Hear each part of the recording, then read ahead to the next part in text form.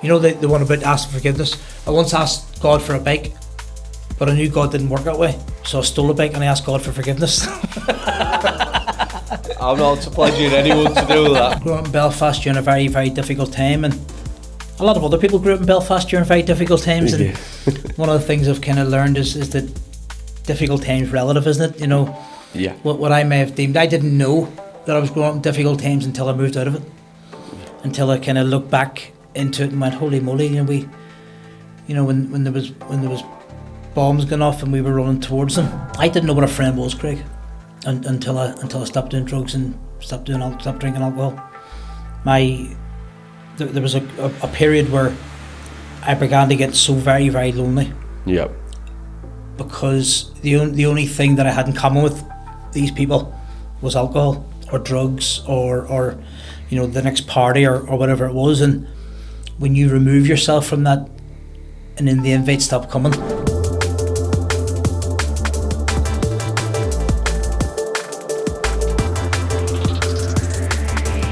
Right, so I'd like you to welcome on to another episode of the 1084 podcast. Today we've got Sean Morgan on. I'd like to say this is the first time I've had Sean on this, because we're being authentic here. It's not, is it, Sean? I was just about to say it's a nice room, Craig, and you know, I love what you've done with the place.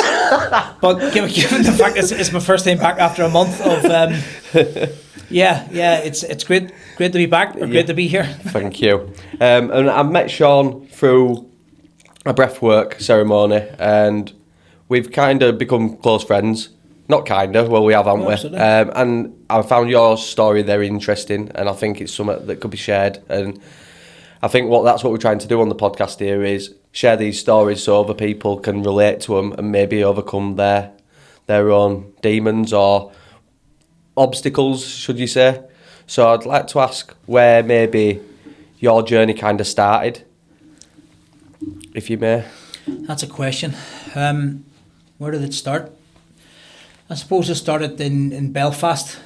Grew up in Belfast during a very, very difficult time, and a lot of other people grew up in Belfast during very difficult times. And one of the things I've kind of learned is that difficult times relative, isn't it? You know, what I may have deemed, I didn't know that I was growing up in difficult times until I moved out of it, until I kind of looked back into it and went, holy moly, you know, when there was bombs going off and we were running towards them. Yeah. And looking back on it now, when I've got kids, you think, goodness me, and you couldn't imagine them going through that. Never, and but I guess the journey within kind of talking about where we've ended up now. Yeah.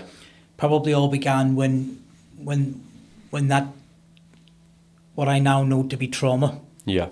Began to manifest itself in my opinion, and I'm sure there's experts out there who might tell me I'm wrong, but started to manifest itself in the guise of an addiction. Yeah.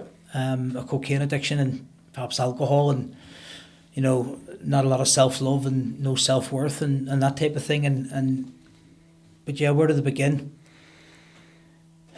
I know where it ended. I know where it ended. It ended that day I walked into the dance shop. Yeah. When I kind of accidentally found the group. Yeah. And came across that circle that have brought me so much peace. That's nice. That's nice to hear. And you've made a lot of friends out of that, haven't you? I didn't know what a friend was, Craig, until I stopped doing drugs and stopped drinking alcohol. There was a period where I began to get so very, very lonely. Yeah. Because the only thing that I had in common with these people was alcohol or drugs or you know, the next party or whatever it was. And when you remove yourself from that, and then the invites stop coming. Yeah. And then you see your friends planning nights out and planning events, and one of I made friends. I remember the time we'd planned to go to Stonehenge, and Dan, one of the lads in the group, Dan had rang me up and sort of said, do you want to come along?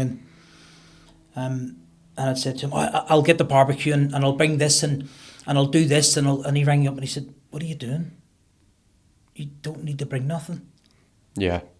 And I just felt, it's the first, I'll be honest, it's going to sound pathetic, I think it's the first time I was ever invited to something just for me to go. Just for you bringing yourself. That was 2 years ago. Last year.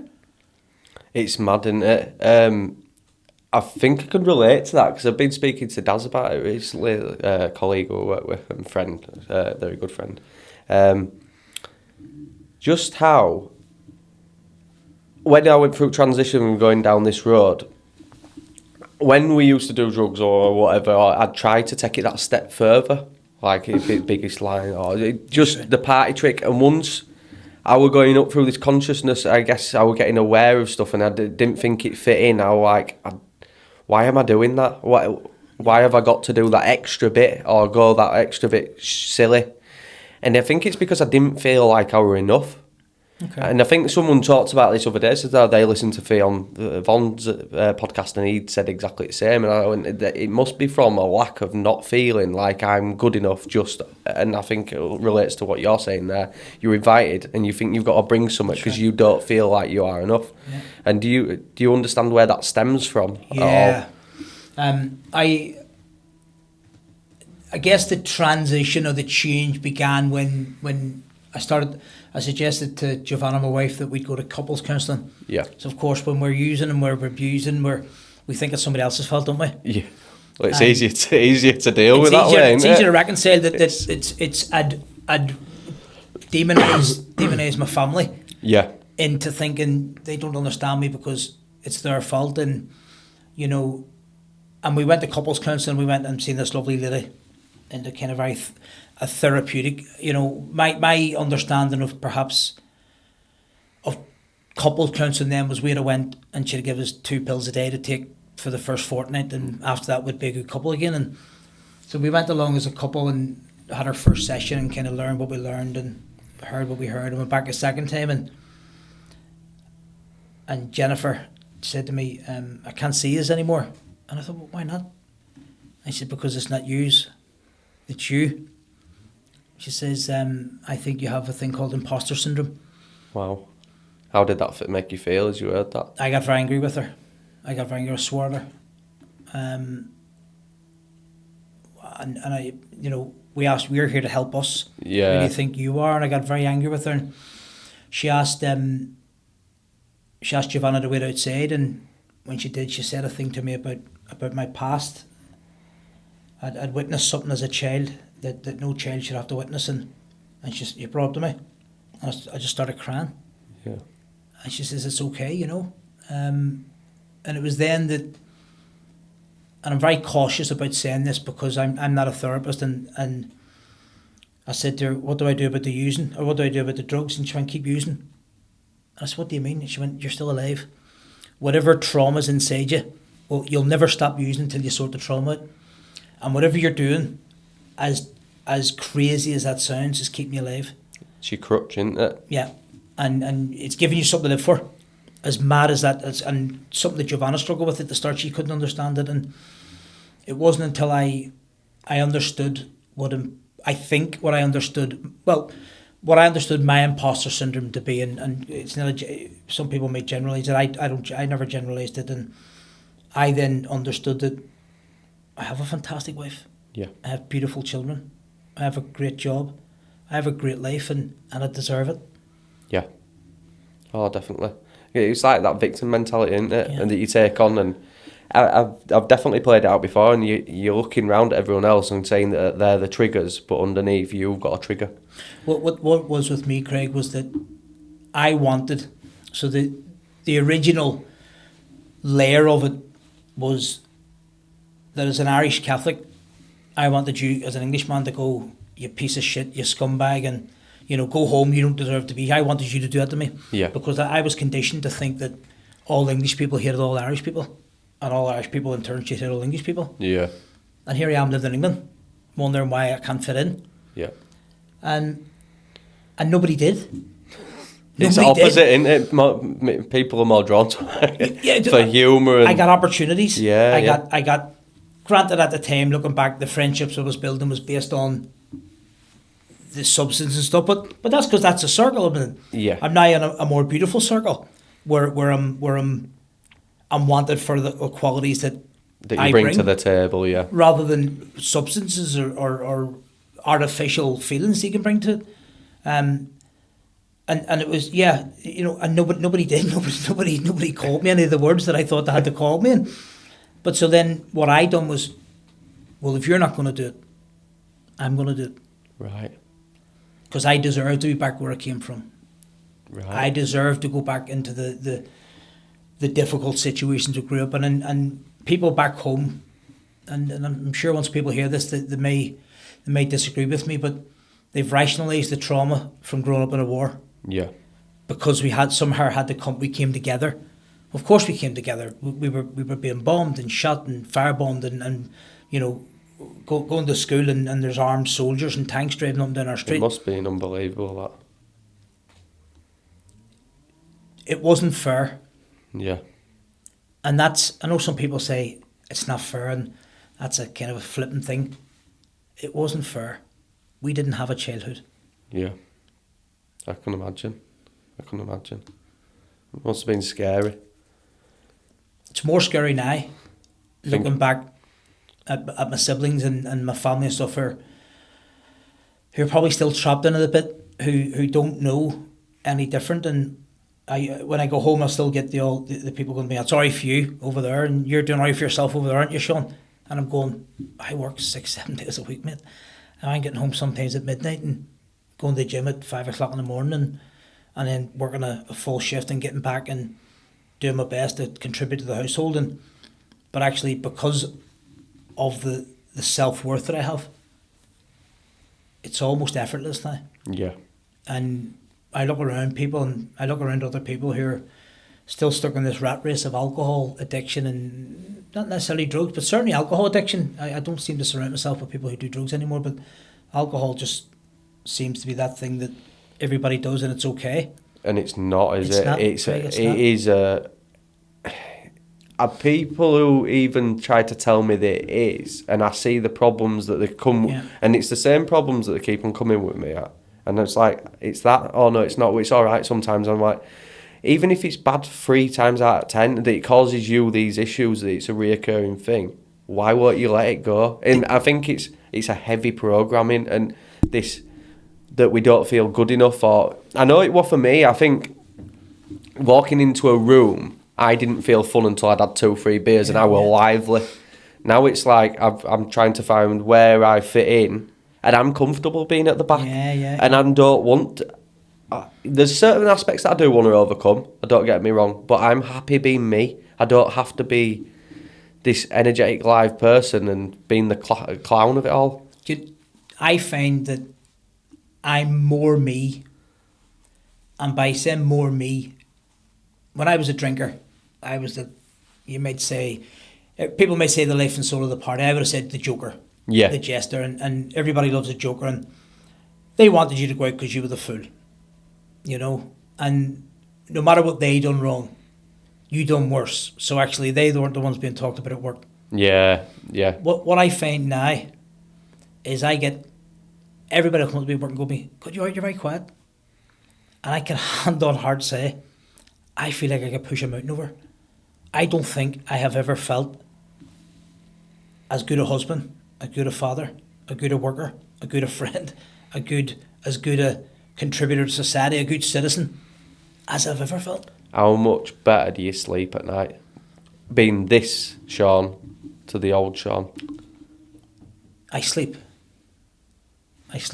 You know, I couldn't sleep. Now when I say I sleep, I don't need anywhere near as much sleep. Yeah. Because my body's alive and it's on fire with energy. Yeah. And I don't know if you ever went through there's a scene in the movie Bedazzled where he wants to be more desirable to women. Yeah. And he turns into this compassionate thing and he keeps crying, right? And I'll be driving home during the kind of after about a year getting sober. I'm driving home, and Giovanna rang me. Where are you? I'm just pulled up. I'm just watching this sunset. She's going, the fucking dinner's ready. Can you hurry and get home, right? But I had never seen a sunset. Now it's been there all the time. I've never sat and watched it, mate. And I think that's what alcohol does. Alcohol. I ask people a question. I ask people now is I'll ask you, what's an alcoholic? Obviously, you're going to give me an informed answer, but what's an alcoholic? It's just I'd say it needs a drink. And it becomes a habit more than anything. Because I did it myself. Like, even Zoe went on about it. I'd have 2-3 beers on a night. I want to get drunk, but I'd have them. It was for the taste or whatever. But it soon spirals, doesn't it? One of the things I would say to people is, what we presume to be an alcoholic is somebody who sleeps in the street corner. Yeah. And what I come to learn as going through my therapy and through my journey is the only difference in them and even a lot of well-to-do people that I know is the differences in the length of time they need to have in between each drink. Right. Some people can go home every night and have 2 or 3 beers every night. Yeah. Some people need 2 or 3 beers every hour.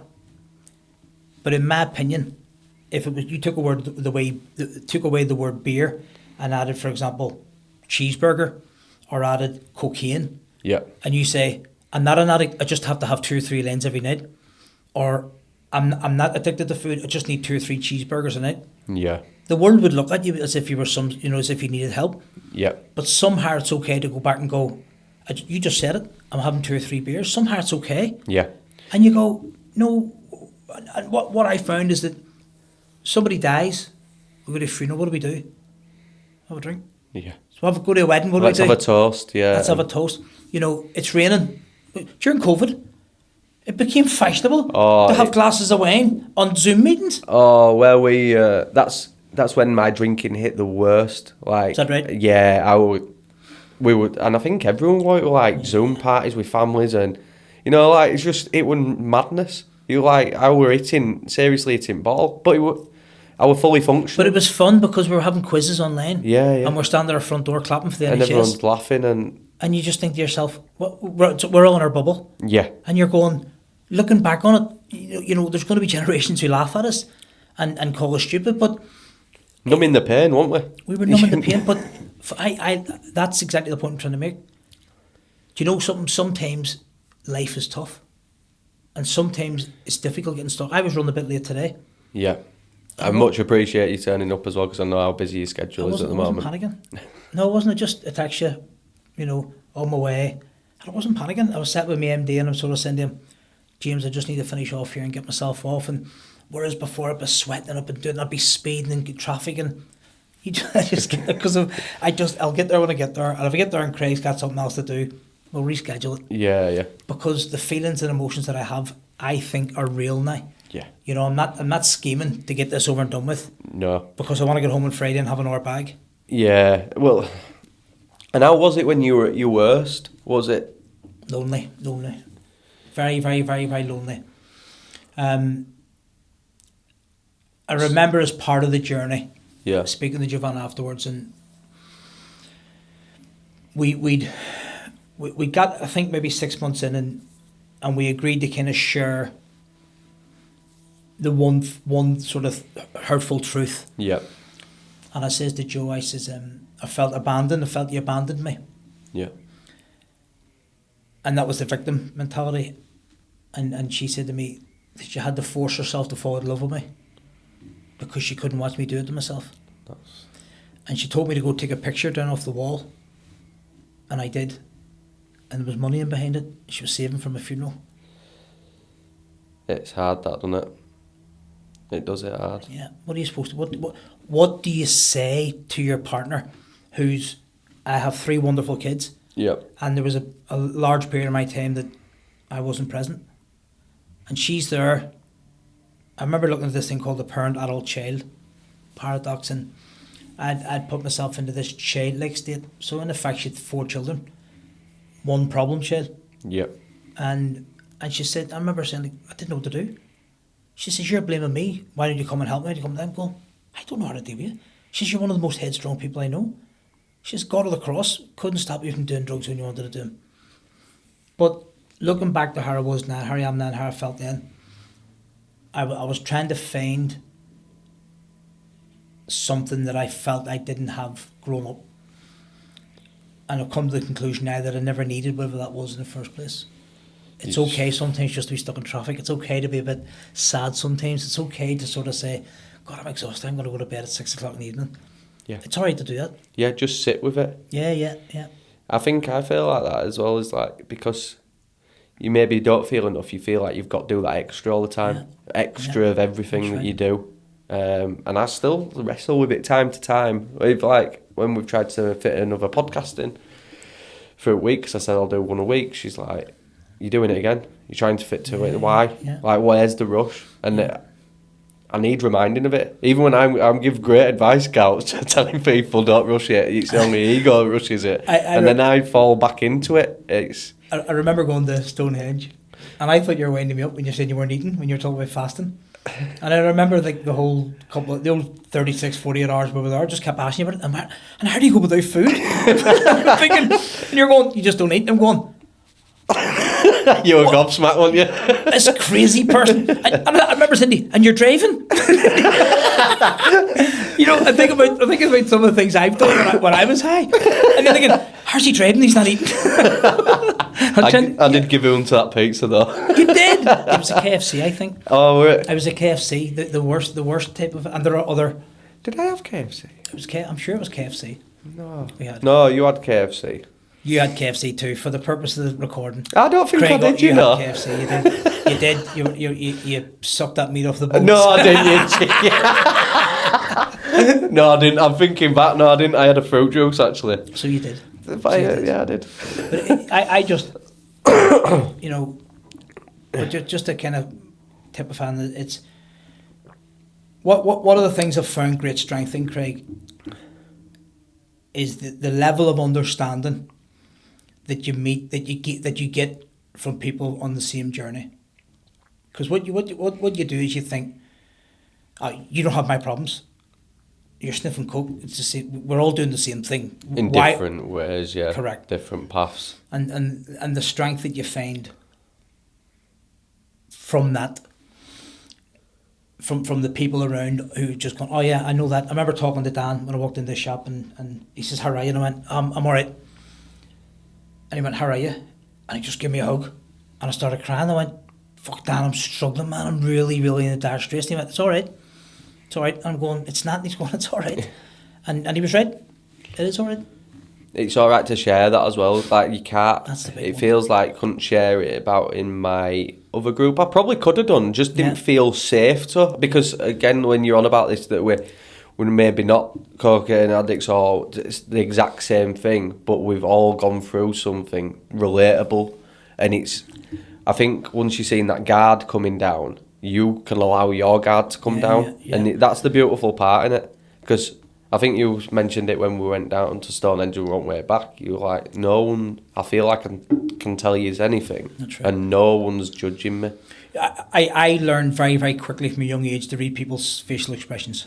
There's a lot of things were on the background in Belfast, and there's a lot of espionage and people undercover, people trying to hurt us and stuff, and people pretending the wolf in sheep's clothing, they used to call it.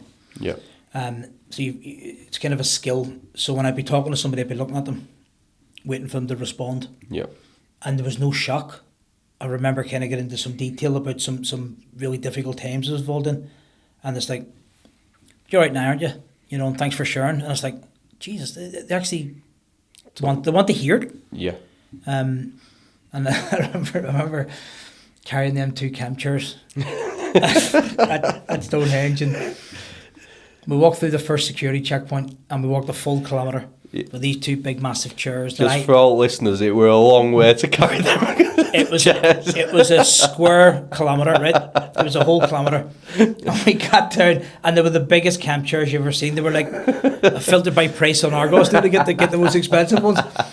And the guy went to me, oh, no camping equipment, mate. And I went, but... And I remember it was you or Darren went, yeah, but it's no problem. And I'm going, no, but... And they're going, but what?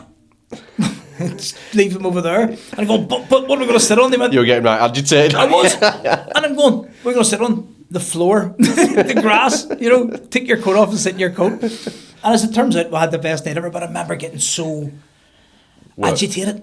And somebody said to me, I can't remember, quite possibly it was you said, there's a negative energy that doesn't want you to go in here and experience this. Yeah. And it started, and you're letting it in. Go leave the chairs there. It doesn't matter. Yeah. We can still go in. We can still experience it. And there I am, worried about inanimate objects, when actually I'm going down to try and engage in this spiritual, peaceful, loving place. Yeah. And I'm trying to worry about 2 chairs. And I dare say there's a metaphor in there somewhere, or a euphemism, whatever that is, Yeah. that you kind of think, in life, we worry about, if I get stuck in traffic now, I just see it as an opportunity to sing 2 more songs in my car, I love it now. Yeah. I don't even drive. Well, you can't drive fast anymore. But I just find That's only because I got enjoy the journey. cameras. It is the metaphor of enjoy the journey. Yeah. Like, you have the privilege to drive. that's When right, you're going that's past right. bus stops and you see people and they're absolutely. piss wet through, Yeah. and you're like, and you're complaining that you can't go 5 mile an hour faster. Or you're like, it's just Imagine.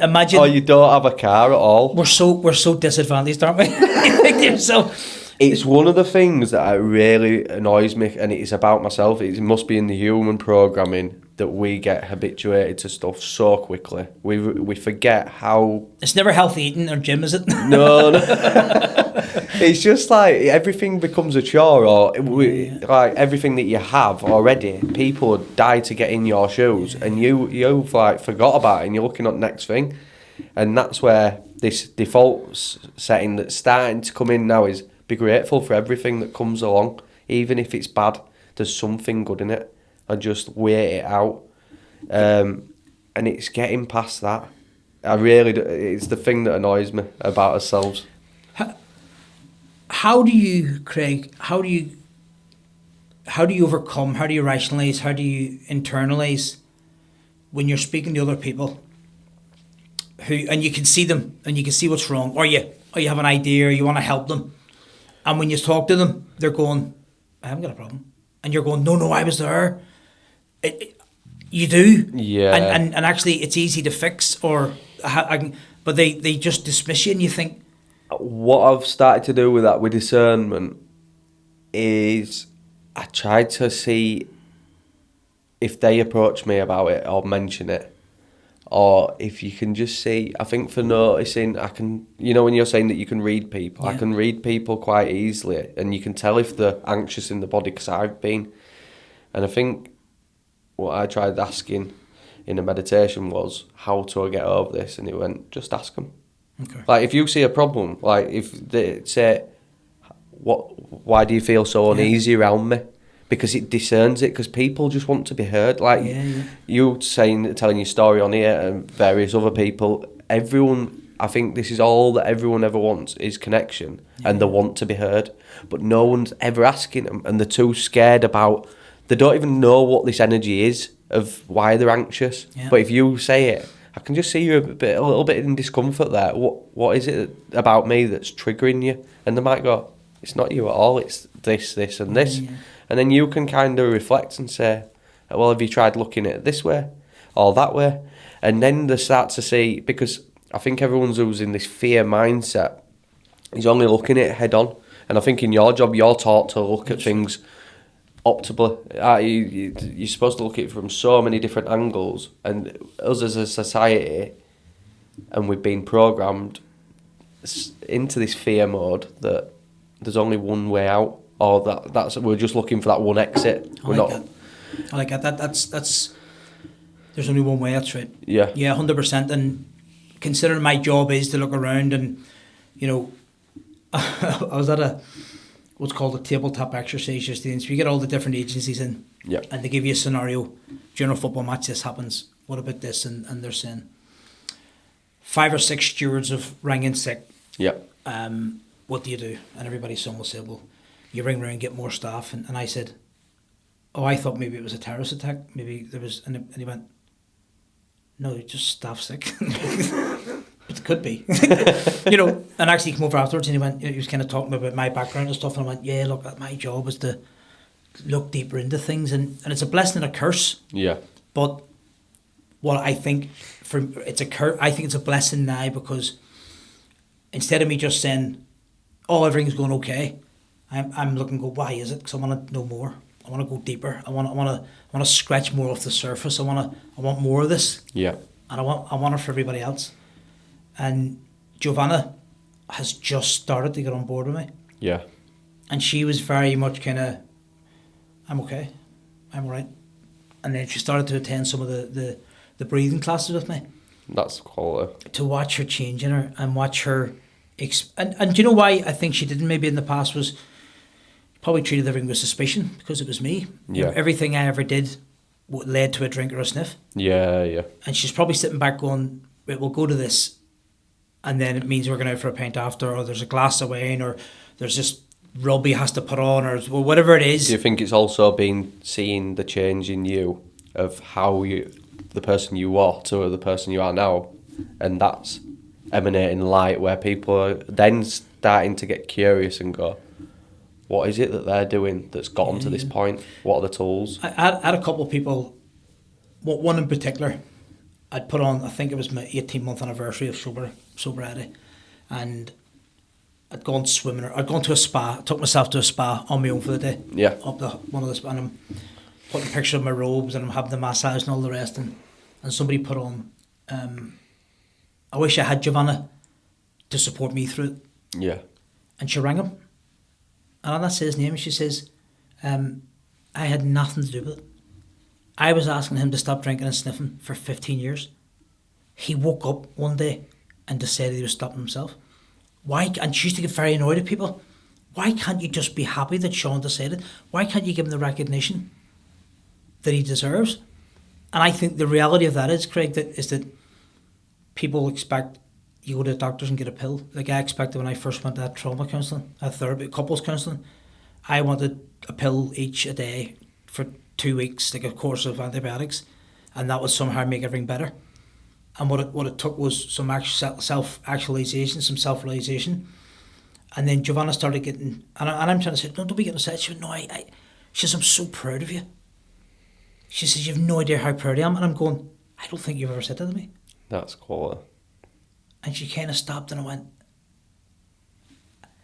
she came to me last week, bless her, and she says somebody in her work had come and spoke to her about the Christmas do. I said, you know, I've not been drinking, Joe, for 3 months. And Joe went, you know, what's going to brought that on? She went, just how healthy you look. And she came back and I seen a wee glow on her face. Yeah. And I thought, I'm dead proud of you. Yeah. You know, the fact that people are now looking at you, as you talked about the light, that I think maybe I've passed a bit of light to her, and I've got a bit of light from you, and I've given a bit to her, and now all of a sudden she's getting this. They lose a lot, don't they, our partners?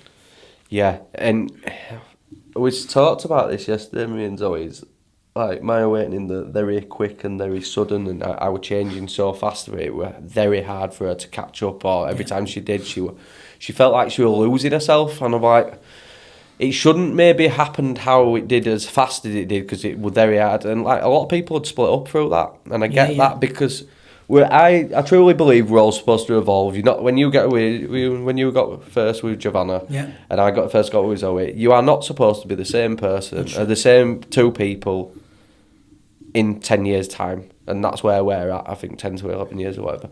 You're not even the same person. You're not the same cells. After 7 years, you're completely new cells. But the thing is, you'll drift apart when one of you has the same mindset and the other one's growing. That's where people do very often. And I think each time that you do grow up and you do this evolving, it's to challenge each other. Like Giovanna would have been saying, stop the cocaine. Same as I did with Zoe. Even though I was a casual user, I had to have a drink. When I had a drink, I had to have that. It was a stabiliser for me. So whether I want to say I was an addict, I was in some sort. You've got to challenge each other. But we taught as lads, that's just being a div.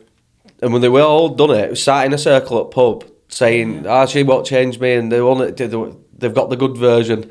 And the boys are backing you up. The boys are rationalising. Because they're the ones who don't want you to leave the party. Absolutely. They are your, like, they are your friends in some ways, but I've started to realise I don't want to be around energies that causes any conflict with my primary happiness. This is my primary happiness, is this household. And everyone who's in it is... I think there's a quote that said the other day, the family that you came from is not half as important as the family that you build. And I'm not saying that I don't love all my... Not saying I don't love my family members, but if they were to cause conflict on this family that I make, and where we're all as a unit, we'd have to have a discussion of sorting it out. You mentioned earlier, and I think I brought up about being an addict. this journey has made me reconsider what an addict is. Mm. Yeah. How so? I think that when I look back, I'll use the term loosely addict, and I was addicted. But actually, when you're having a deep, meaningful conversation, I wasn't an addict. Yeah. I was like, I had trauma, and I was trying to rationalise or deal with the trauma. Yep. And I was finding the medicine that worked. It was like trying to stick the ruler down your plaster of Paris to scratch a scratch. Yeah. And it breaks off, and you think, I've just caused myself more harm. So you try and get something to get that out. Yeah. And all of a sudden, you've made an absolute mess of something by trying to scratch an itch. Yeah. I think I had deep-rooted trauma, and I couldn't escape from that hurt and that pain and that feeling of loneliness. We recently done some neurodiversity training at work, and two people at work came to me and says to me, we've done this training, Sean, and we think you may have a form of autism. Right. I said, thank you. And they saying, you don't want to? No, I don't. I said, no, I don't. I don't need a label. I'm not an addict. I'm not autistic, and I understand that. For example, some people need it, but for me, I'm not casting aspersions. There are people out there, and there are very good doctors out there, and there are very good processes for dealing with this. I'm just a bit quirky, right? You're unique. I'm unique, absolutely. I love and that, that's Craig. what we've recently just got a dog, and you take it out, and people are like, I've never seen one of them before, and it makes you think because it's made me such more aware. And you're like, I even said to Archie, I'm like, you notice don't like that dog because it's different. I says everyone else goes with a trend of a dog. I says, but that's why you Archie. I'm like, this is why you're special. Don't ever jump into a box or try and follow a crowd. Do the things that make you happy, because your uniqueness is going to draw you to people. So you compare me to your dog. I love that, Craig. Well, you know what I mean. I was opening up to you there, and I felt there was a real spiritual connection. And you brought me back down to earth with, I got a dog, and it remains. I'm sorry. No. I'm not sorry, actually. I got my point across. That was rough. No, it's a beautiful dog. That's all I want to come in, and it is unique. I'm gonna go buy one. But I think more, like society and this putting people in boxing, tie them into groups and making people.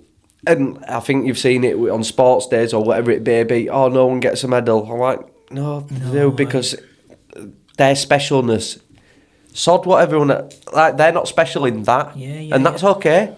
But let them naturally go to where they are special, where it naturally flows, their artistic nature, really. When I've got two kids, they're 17, they'll be 18 next year with twins, and when they went from, we moved them across to Huddersfield in the last quarter of primary school, and that was traumatic for them, but we thought it'd be best to do it before they went to secondary school. And when they went, and Reece won't maybe telling the story, and Reece just wasn't fitting in. He couldn't make friends, and Connor became the big lad in class, and So I remember going to meet with the teacher, and a big shout out to the school of All Saints in Huddersfield, and Miss Pickles. So we sat down, and I'm ready because it's teachers, and we're bosses, and we know stuff that teachers don't know, and we all sat down in this meeting room, and I says to Reece, right, you know what we're here for? And Miss Pickles looked at me and I said, we're here to help you make friends. And she says, no, we're not. We're here to find out what Reece wants. And if Reece wants to be alone, we're going to teach Reece tricks and techs and tools and techniques to be alone, how to be happy being alone. If Reece wants to make friends, we'll help him make friends. And if Reece wants, and I had to walk out. That's cool. Bald. That is cool, that. And I just went, wow. And I became really, I'm a massive, massive fan of them. And that changed. And I think that changed me as a parent. Because my two boys, up until about 3-4 years ago, they were two cheeks of the same arse, as we were saying, Aaron. You couldn't tell the difference. They looked the same, they dressed the same, everything. And now, they're so different in their... And one wants to be a police officer, one wants to go into the IT. One gets up and tidies his room, one doesn't, right? one can cook, one can't. Sorry, one can cook better than the other one. He'll love you. But you know something? One hugs better than the other. Yeah. Right? And the one who hugs better than the other isn't the one you'd have thought hugs better than the other. And one of them called me this morning, he texted me this morning because he has a cramp. And I'm up stretching his leg and putting a rub on his leg and helping him. And I'm thinking, this is amazing. And I'm walking away thinking, I can't believe how much I needed. Yeah. But what I've done is I think I've made myself available if they'd have walked in, I was drinking, and they knew I was pissed the night before, and he got a cramp, he'd have called his mummy. Yeah. Avoided you. Avoided me. And do you think also with that mindset of you going up to that school and saying that, possibly, mate. if they'd have said, oh no, and you'd have been like, to hell with that, I know best. That's it. And I was still drinking at that point. Yeah. And I tried to control that situation. And actually, what I was doing was I was coasting. I probably hadn't even planned the meeting before. I just knew I had to be at the school at that time. Yeah. Because Reese was having a hard time, or Connor was having a hard time. Yeah. But I never really thought about what kind of hard time he was having and how can I help fix it. Yeah. Just get on with it. Whereas now it's very much. I definitely think that there's a far more. I'm so proud of my two boys. I love my wee girl, but my two boys, just everything they do every single day, just amazes you. Oh God! And I talk to them about alcohol. I talk to them about alcohol. They've got girlfriends and things, and I talk to them about. I'm saying, like, did you want to have a drink? No, Dad. And during their 17th birthday, there was, I think it was the Euros or something on in the World Cup, whatever it was on. Yep. Ireland weren't in it, so so I just know that England were in it. We'll pass. Yeah, skip that bit out, right? And I bought myself a keg of. I still like drinking. Yeah. Alcohol-free beer. All right. I know a lot of people say don't do it. I love it. I'll go home. I bought 6 bottles in March this year. There's still 3 of them left, right? So I might go in there and I might open one, I might not. But I bought myself my boss bought myself one of them kegs of alcohol-free thing. That was his way to, you know, you're not going to. So he's trying to help and include you. Yeah. Yeah, and you know what? I appreciate it.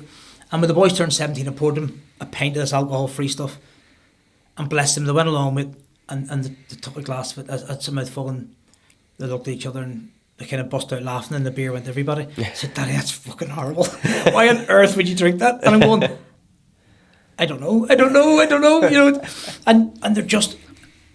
I'm going to say I thank God. I do thank God that I was able to change before I got to the point where I might have influenced them to thinking drinking was cool, and not necessarily I had a conversation with them both about a year ago. We were working at a rugby event, and it got quite violent, and they've never seen me violent. And on the car on the way home, they got in the back of the car, put their headphones on, and they didn't want to talk. Right. You imagine people drinking at rugby and things, and at rugby we don't have enough security response teams, so it was very much hands on. Yeah. And I dealt with things in a very old fashioned way. And on the way back, I said, "Do you want to talk about the boys?" And they said, "Are you okay, Daddy?" And a similar thing we spoke about before, the Leeds United thing. Yeah. I was on fire, Craig. I was better than all right. Yeah. I'd never felt better. Yeah. But I at that point, I was probably 6 to 8 months maybe sober. And I knew I couldn't drink. But see if I had have, Yeah. I'd have put it away. Because I felt that that anger, that thing you mentioned earlier, where did it begin? We had to fight. Yeah. And it came back to me and I felt it. You could taste it in the back of your throat. Yeah. This adrenaline kicking in. And I looked in the mirror at my boys and they were petrified. They were petrified. Yeah. And what I tried to take from it was that they don't see that. So that type of behaviour to them is alien, which is a positive. So I'm trying to take a positive from it. Yeah, yeah. But then I had to self-reflect and say, how did I go from there to there? And I was going through some counselling stuff at the time myself, and I went back and seen the wee therapist and told her. So I had to do things like music reassociation. You're right. So I'd listen to some songs, and that song took me back to being stood on a riot, on a road where there's a bus burning, or it took me to a time where your parents were drinking, or it took you to a time where, you know, you were having barbecues because the other side turned off your electricity for a week. You didn't have any food, and your mum and dad. I remember my mum, bless her, God rest her soul, I miss her so much. It's her anniversary today. Oh, is it? My mum's 3 anniversary today. And I remember her burning old shoes to keep us warm. That's crazy, isn't it? And then she dies of cancer, and you're going, fucking breathing all them fumes in. You know, we were standing next to burning cars and burning tyres. Yeah. Talking away, breathing all these carcinogenic fumes in, thinking, with nowhere to keep warm, with no central heating, with no... And you think, you're looking back on it, and I don't know how they reared us in them times. No. I failed hard enough to do it, and I'm getting stuck in traffic in the M62.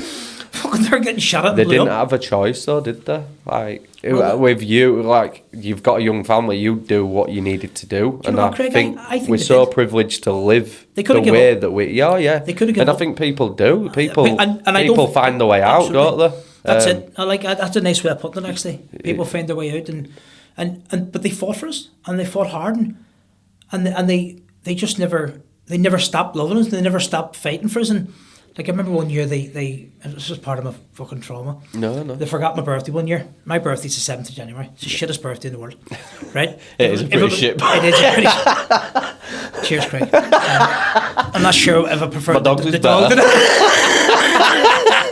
August banks back in middle. He's born in a leap year. and I went down the stairs to look, because part of our tradition is you put all the birthday cards on the mantelpiece and you get your birthday present in your card. And there was nothing there. Yeah. And I went, oh, maybe they've hidden it, so I'm checking all the cupboards. Maybe it was a wee game they're playing with me.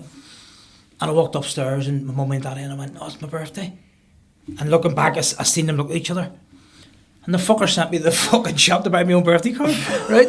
And a big bap, because there's no cakes. We were growing up fucking more. We didn't even have, there was no Asda. Yeah. You went to a corner shop that was selling cigarettes in ones, and you bought one tin of beans, and you bought... Craig, I remember one year, see, before the EU was the EU, it was called the EEC. Yeah. Right?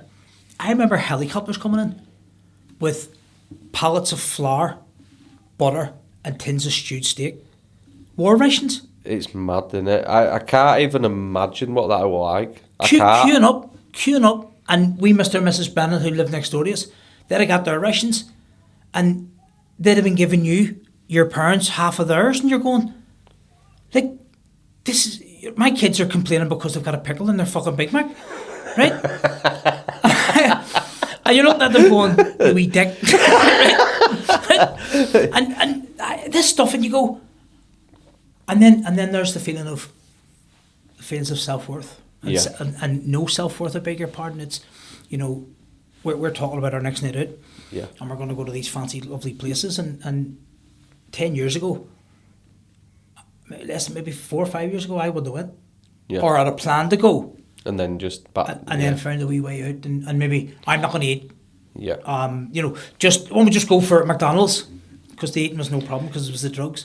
I've had the same. We were trying to go out for a curry with boys many times, and it was like, come on, we just go for a curry. And they're like, no, we'd meet at a pub, and they'd get ordered, and it would just, we're not going. And I'm like, I hadn't eaten all day to go to this. I brought 30 people over for my 2 older boys' christening, and they're going to be 18 next year, so 17. So you're talking 16 years ago.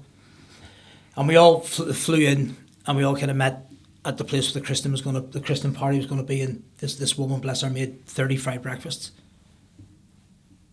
None of the 30 people finished their breakfast. And I remember the woman's face, and I didn't get it at the time. She busted her backside cooking that. She went and found Irish potato bread and Irish soda bread and black pudding and white pudding. They made it all special for us. But as soon as the plane touched down, I was there at the airport with them. Here you go, boys.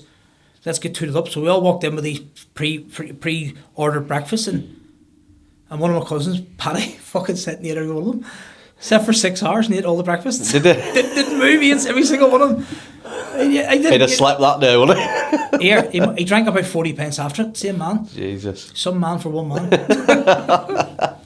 Wild, isn't it? Craig, where do you think it ends? Where do I think it ends? This journey. I don't think it does. I don't think it ever ends. I think we're here to keep on learning and learning and learning. And how I tried to explain it to my friend the other day, because he was like, I'm interested in everything that you're saying. I don't agree with everything. And I says, you shouldn't ever agree completely with everyone, what they say. There's stuff that resonates and there's stuff that doesn't. The way that I see it, and this is my own personal view, is I don't know if you've seen... There's like a video game that you can play now, and it's got like 5,000 games, and it's got it on a stick that you can plug into the TV. So you've got 5,000 games on there. This is just one game. There's infinite games. So once we've continued and gone through this game, we'll jump into another universe, another game within the universe. And I just think it's a constant flow. What's the purpose of it? To learn. To learn to what end? I can't honestly answer that. I think it's for God, which is the creator. I think it's just the computer itself. We are part of the computer fractals of it, and it's trying to learn how its own mechanism works.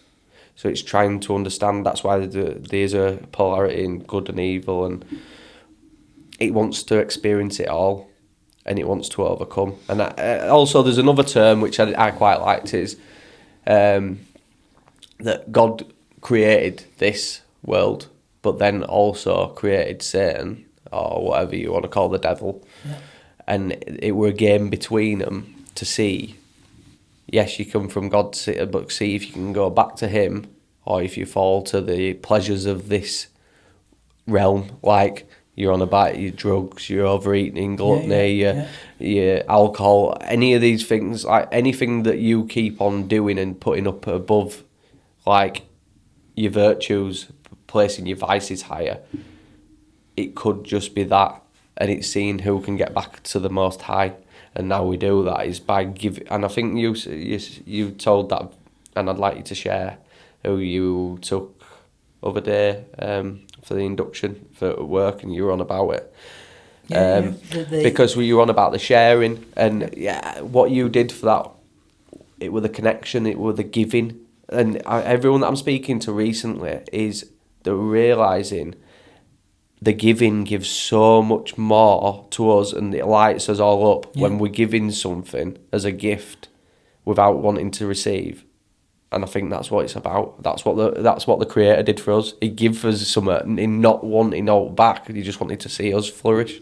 So the story you're alluding to is that I work with a lot of people. I manage some people manage me, and I went to one of my sites the other day, and went to one of my sites the other day, and one of the lads that works for me, whatever that is, has his prayer mat. Yeah. Has his prayer mat out, and I says to him, "Are you going to pray?" And he says, "Yes. Do you want to give me 5 minutes and I'll be out?" And I went, "Can I pray with you?" And you'd have thought I just told him he was on £50 an hour, and he went, "Wait, you want to pray with me?" And I went, yeah, teach me how to pray. And he was, besides himself, he went, "I just have to go perform ablution." And that's where a Muslim will go and they'll perform a wash ritual before they. And I went, "Can I join you on that?" So there's me and this guy on the third floor of this place. I won't say because probably get two of us sacked. In the toilets on the third floor, our shoes and socks off, and perform ablution. And he's telling me, and I walk down the stairs after perform ablution, and I'm not lying to you. I've been spiritually devoid, and I've also felt spiritually high, and I've felt spiritually high. So he goes in, and I pray with him. I pray and we face the correct way, and he's saying his prayers in Arabic, and I'm trying to join in what I think I can repeat, not necessarily understand, but I'm trying to go through it. And at the end of it, we kind of kneel up. He looks to the right, and he looks to the left, and he says a prayer in Arabic, and I hear two words. One word is boss, and the other word is Sean. And I said, "Muhammad, did you just pray for me?" He said, "I did." And I thought, if I died now, it's a good time to die, because what else is there of all the stuff that's going on in the world, with bombings and killings and shootings, and there's a wee Irish Catholic boy from Belfast with a Pakistani Muslim Breaking barriers. on the floor, joining together in such a simplistic thing. I couldn't understand what he was saying. He was trying to guide me, the teacher, the pupil, the master, the servant, and all of a sudden it was like all the problems didn't exist there and then. Everything that ever mattered to people, to millions of people in the world, was solved in 6 minutes. Because you wanted to understand as well. I think I was given the. I think it was the universe gave me the opportunity to. Yeah. If it had come 2 minutes earlier, he wouldn't have put the mat out. If it had come 2 minutes later, he'd have been upstairs pouring my pollution and I missed The him. synchronicity of life. Synchronicity. I think it's, and that's when I asked you where do you think it ends. I've done a bit of reading and a bit of digging on religions and faiths and all the rest, and I am of the opinion that they're all trying to find an answer to something. And in my opinion, if you read a book, if you read Harry Potter, and it causes you to be a good citizen, then Harry Potter is right. Yeah. If you read the Bible and you find a verse in there that causes you to do wrong, then the Bible's wrong. And I think the point I'm trying to make is, I went to Stonehenge. Yeah. There was thousands of people, and I don't ever remember seeing two people the same. Yeah. And there was no negative energy. No. It existed in a place and time where we are conditioned to think this won't work. We need security. We need barriers for them people. What group are you? Where's your wristband? What team are you in? And what colour is your skin? And you know, you could go into skin colour or religion or background or sex or height or whatever. Yeah. And there was nothing. It was nice. There were no barriers. It was just understanding, and I didn't also know what to expect when we went down. But that morning, watching the sunrise was just magical. Like walking down and seeing the view. Do you know what was better for me?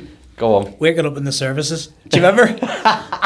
And I spent all night thinking, there's a hotel there. Let's go stay in the hotel. And you're going, no, just sleep here. Me and you had the top and toe. Dan had his own bedroom. Darren was next door. His van, fucking 4-poster bed in the back of his transit van. And there's me and you topping and tailing in this thing. And I remember waking up the next morning to go for a wee. And I had to crawl into the bushes. And I felt so free. Yeah. They were cool. It was brilliant. I loved it. And all the vans coming past, and you're trying to crawl into the bushes, and then you're going to try to wash yourself in the sink, and then we had to go to the swimming pool, and we had to pay 4 quid or 3 or 4 quid to go and have a shower using 1 bar of soap. You're not like that guy, yeah? That bar of soap has got up and walked out of my house, Craig. Right? It doesn't even want. It's embarrassed to see me. It says, I can't believe you've done that to me.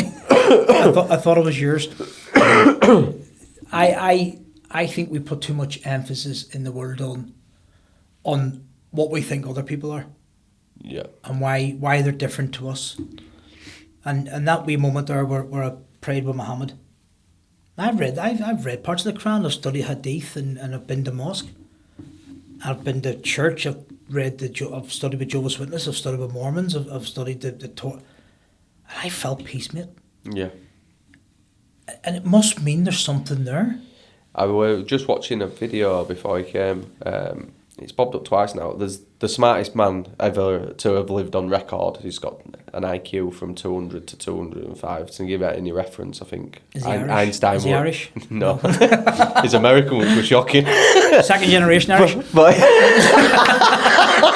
yeah, we kicked him out because he was a smart arse. You can tell you were a salesman. He basically said, they said, what's your most defining thing of knowledge? And he says, connect to God. He says, just find a connection to God, because it will be answered. And that's also what it says in a lot of passages, is you want knowledge and wisdom, ask for it. And the way that we all see it in our generation is we think we ask for something, we get it, like you order something off Amazon, it turns up tomorrow. And it's like that. When you order that, or when you put the order in with God or the energy of it, if you say, I want wisdom and I want knowledge, it doesn't come to you instantly.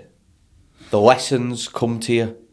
the situations that you've got to overcome. Like there'll be many times now that you, just for your instance, you were using how you approach driving and traffic. Yep. You approach it with a different mindset because you asked for it. You wanted to change and you wanted to overcome it.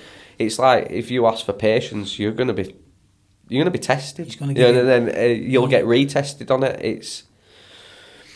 You're not given. You don't click your fingers and go, "You've got all the wisdom in the world now." You have to go through things. You have to be through a pressurized circumstance. Do you know the wee analogy? The floods are coming. Yeah. And there's the man who goes to church every day, and the police come and knock on his door and they say, "Mr. Smith, you have to come. The floods are coming." And he says, "God will save me." So the water comes up to his waist, and they come and they're pulling a dinghy. "Mr. Smith, you have to come. God's going to save me." So he goes up and he's on the front, on the first floor window, and they come in a big boat and they say, "Look, this is your last chance. If you don't come, you're going to die." And don't worry, he says, "God's going to save me." So he's hanging onto his chimney stack, and the waters are raging, and they come and with a helicopter and they drop the ladder. And they say to him, "Mr. Smith, grab the ladder." And he says, No, God's going to save me." Well, anyway, the water comes and washes the poor bugger away, and he dies, and he goes to heaven, and he says to God, "All my life, I'd done everything you asked me to do. I went to church every day. I donated my tithing, and I'd done everything you wanted me to do. And when I needed you, you abandoned me." And God says, "I abandoned you. I sent the police, the fire brigade, and a fucking helicopter." and sometimes you just got to look out for those things that you're getting. And I love that analogy that, you want patience. I wanted God to help me stop sniffing coke. Yep. But what God gave me was an opportunity. God was giving me an opportunity to learn that I needed to look at myself. So I look back on my struggles with my use of drugs or my use of alcohol, and this might sound a bit sick or twisted, but I look upon it with fondness. Not fondness as in what I've done to other people. I'm 43, I'll be 44 on the 7th of January. Shittest birthday in the world, by the way. I'll be 44, and I feel 24. Yeah. Do you feel like you've got a new lust for life, though? That's where I feel like I have a life, mate. I feel like I have a life, Craig. I feel like I've got something to live for. I have a purpose. I have a meaning. I have value. We're here doing this a second time, right? Yeah. I'm here. You could have went to me, "Oh, it's great," and muddled it through, and actually genuinely want to have a conversation with me. Yeah. We're not doing drugs, we're not drinking, we're not, we're having a glass of water. Yeah. And it's two people having a conversation. Yeah. I never I find it fulfilling. Yeah, I find it fulfilling. It's like you're willing to share bits of yourself that help other people, as well as I'm interested to hear, because it gives me another barometer of how to come about stuff. Well, obviously we referred in the video earlier to this is the second time. I remember you rang me the day after we'd done the previous version, Sean and Craig Mark 1. Yeah, Mark 1. and you said to me, by the way, this is Mark 14. And counting. and you'd said to me, "Are you alright?" And I went, "Yeah, what's up?" And you sort of said, "Look, I seen something last night and I'm worried about you." And you were absolutely right. Yeah. Right? Something was inside there. And what I'd done was, and you're a plaster, I'd plastered over the cracks. And then the next day, the day after that, I'm arguing with it. It was that day I'm arguing with a bloody taxi driver, and nearly got to try to cut me up. It doesn't matter. Yeah. I'm mentioning now that I love driving and stuck in traffic because it's peaceful. The day after that podcast, I'm trying to drag a taxi driver out of his car and kill him. Yeah, you reacted, didn't you? But I could see, I'd seen it as you were talking, and I looked and I realised you were a different way after. I thought, is he just wanting to get off to see his family? Because you were very like nervous and sketchy as you were getting out, and I was like, it's because of that. And I asked you, and I remember asking you like, I thought I'd put it to bed, and I'm like, no, it's a constant journey, and you are to find stuff, and it, again, the universe or God or whatever you want to call it, you've been retested on stuff. It's like, yeah, you've overcome it, but let's put it in. It's retested, but it's an opportunity. We mentioned that, but God gave. I asked God for patience, and so what God done was God brought me here. Yeah, no one's coming to save you if you don't have the tools. You can't just. Craig, you mentioned that nobody's coming to save you. I remember about about maybe 8 months ago, maybe a year, whatever it was, and I'm sitting watching an episode of Criminal Minds or CSI, one of these things, and the episode was, there was a working girl who was helping the homicide team solve a murder. Yeah. And she was old and stuff, and as a thank you, the police officers want to help her get off crack and stuff, and they want to intervene, and they find out she's got a daughter, lives up Brooklyn, and she's got a son in the army, and she's going, no, my daughter doesn't want to speak to me, my son disowned me, and she's got nothing to live for. And so these police officers and detectives go out and get her family and bring them to have a big intervention. I roared in bed next to Joe, and Joe's like, what's wrong, you all right? And I went, I thought that was going to happen to me. Wow. I says, and I was waiting for somebody to come and save me. And when I realised that I had to do it myself, I asked God for the strength. So what God gave me was something to carry. Yeah. To teach me how to be strong. Yeah. And actually I had to dig hard. I have to work hard to not give myself resentment or to suffer from resentment or self-loathing when I think about probably the opportunities I missed with my kids or where would I have been with Joe and all the rest of it. But actually, I asked Giovanna a period of time ago, I says, would you change anything? That's a big question to ask somebody who was saving up for your funeral. Yeah. Oh, I can imagine. Well, you know what she said to me? I don't know why I said that. She says to me, if it meant losing what we have now, then no. Wow. Because this is where the gratitude comes in. Yeah. If you've gone through, it's the things that are going to break you have pulled you together. That's the bond. And that's the bond. Like, I think we see this in friends, relationships, or whatever. If you've gone through something with someone and you've managed to be, what's the word now? Vulnerable. Yeah, You've been at your most vulnerable and they haven't run away. Instead they've held you closer. And anyone's come with an understanding mind. That's where bonds are made, and I think that's where you're asking now in society. That's what's kind of happening. Is people are starting to bear it all, and the circles of those who want to support the others are starting to find each other now. Yeah, very good. And I think that's where you've gone through, and this is your journey, and this is your story, and it can inspire people to realise how bad of a place. I mean, you're not going to get a much worse a place than your wife saving up for your death, and then realise that you can get to this point. We a while, maybe 6 or 7 years ago, and I'll try and tell this story without being, I'm sure my kids will hear this, but I'm a married man. Yeah. And Joe's touching there. Yeah. And she feels a lot of lumps on my testicles. Yeah. And she says to me, you need to go and have them looked at. And I said, well, how do you know what testicles are supposed to feel like? But apparently she read it in the book somewhere. You know, she'd never touched anybody else's, thank God. So, but I knew what it was. And so I went and seen the doctor. They went and they did an ultrasound on it. And the male nurse said to me, your testicles are full of scar tissue. What happened? I says, nothing, it's all right. Thank you. I says, it's not cancerous. And he said, no, it's scar tissue. And as I went to walk out, he grabbed my arm, and he said to me, what part of Belfast are you from? And we just started talking. It turns out he was a soldier. I said, I'm going to fucking tell you then. When I was 17, I was in through a city centre, and when we grew up, Craig, unfortunately, your address gave you away.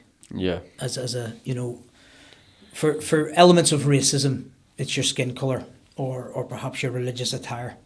But when everybody's white Christian, what they want to dig in, they want to get the root of what sort of Christian are you? Because they believe that their Jesus was better than my Jesus, and I believe my Jesus was better than their Jesus. And one thing left to another, and these soldiers got me and held my legs open and stamped on me and on my testicles and beat me with batons and stuff to within an inch of my life, and I was in a really, really bad way.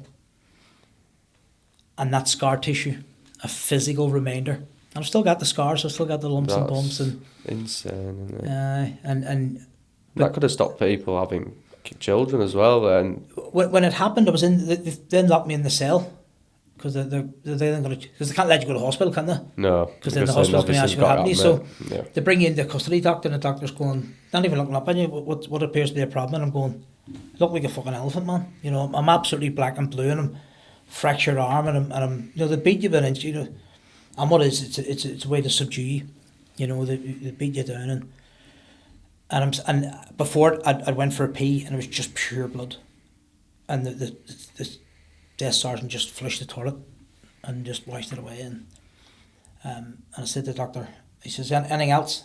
And I went, I'm just going to show him. So I pulled my trousers down. I went, what about this? And they were that size, like they weren't small. And he went, I remember he went, Jesus, Mary and St. Joseph, he needs to go to hospital right now. And I was brought to hospital and fucking handcuffed to the fucking bed. And they get you this thing, and then they bring you to court, and you're getting, and they're going, if you drop charges, we'll drop charges. And I'm going, I fucking didn't do anything wrong. I don't have any fucking charges. Yeah. But you hit him, and you're going, I was handcuffed. I was not cable tied. They didn't handcuff. They didn't have handcuffs back then. The cable tied you, and I'm going, I didn't do nothing. And how many people suffered the same way you did? But you know what I learned is that the people who were doing it to me were also suffering. Yeah. Because it's an inhumane thing to do to people. And now and I'm going to say it's a fortunate position. I'm in a fortunate position now, and I'm going to mention the big fella, Big Tony, that works with me at the football club I work with. And I hope he doesn't mind me saying it. They've robbed him of normal life. He's very regimented still. And I reckon I think he's one of my best friends.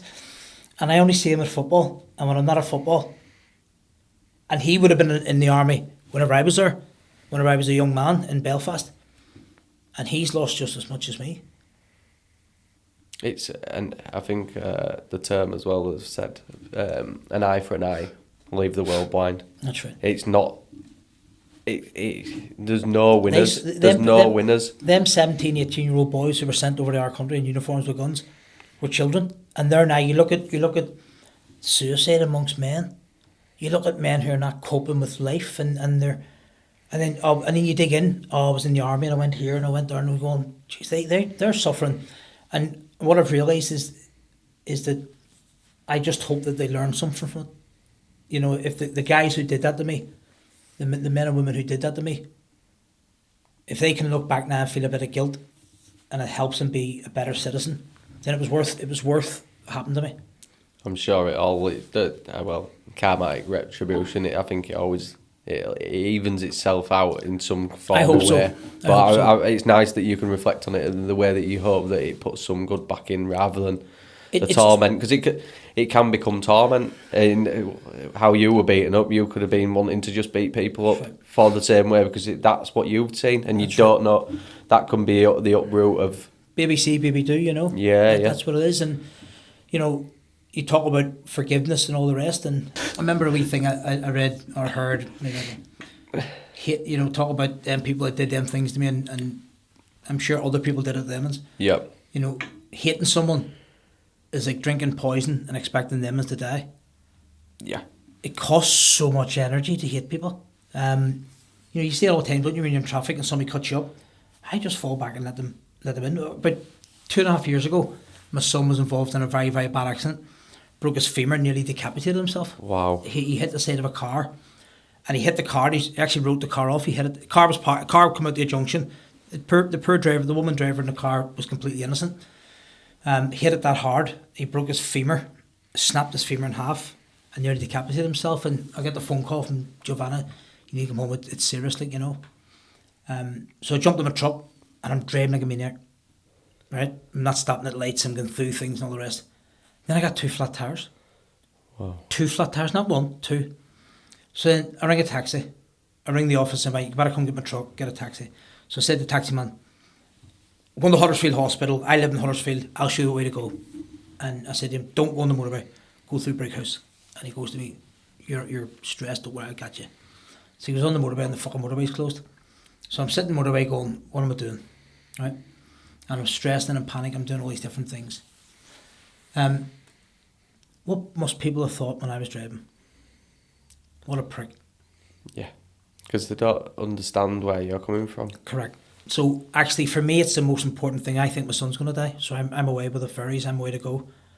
So when you see people driving or cutting you up, stop worrying about why they're doing it. Yeah. You can't control what they're doing. I do opposite as well. Like if you see a car going really slow in front of you now, they might have their son's Absolutely. first birthday cake on the back seat and the Absolutely. car. I love that. I love. No, you're right. And I'm like, just look at it from everyone. that. Like, what are you in a rush for? Like seriously, what are you in a rush for? Where are you going to get? What is so important? I mean, and when I think back even to my son, you know, I finally got to the ward, and they have him in, is it major trauma unit? So I walked into this room, and there's 10 doctors, all stood with him. So I walked in, and the security had kicked in, so I took my jacket off, and I went, right, I'm Sean Morgan, I'm his dad, what do I need to know, what do I need to see? And this guy took me by the arm. This surgeon, this doctor, I'm not sure, sir, his name was Mr. something. And he says to me, shut the fuck up. And I looked at him and he went, come here. And he brought me over. And he says, I don't know what's wrong with your son. You're not helping. Yeah. And I went to him, oh, he's broke his leg. And he went, you're going to fucking walk in here and tell me? He says, listen to yourself. He says, you're just causing a scene. Everybody in here is here for your son. He says, I can fix his leg. I can stitch his neck back together. But if there's something wrong inside, I can't see it. And once he leaves this fucking room, if his kidneys go or his heart goes or his lungs go, they're sending somebody from the other side of the hospital to come get him. Just relax, right? And he's in pain, he's in a lot of fucking pain. But we want him to be in pain because we need to tell us what's wrong with him. And I'm thinking, that's the most cruel thing I've ever heard. The bone was snapped and it was rubbing. And he was in agony. And they wouldn't give him enough painkillers to put him out because they needed to tell him, this is hurting, to go right, we'll go in there. Yeah. That's hurting, we'll go in there.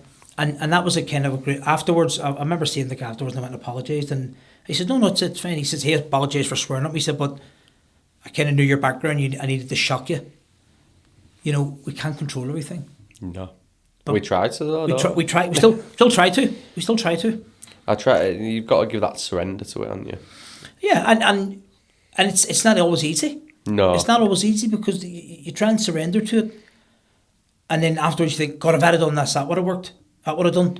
But then sometimes you do get involved and it goes wrong anyway. And Have you started to be at peace with stuff like that now, though? And I think you have, like, just how this podcast has gone. Like, we've had trials and tribulations with it, and I think you. Sean and Craig, Mark, 42. I thought we were on 50. You're going backwards.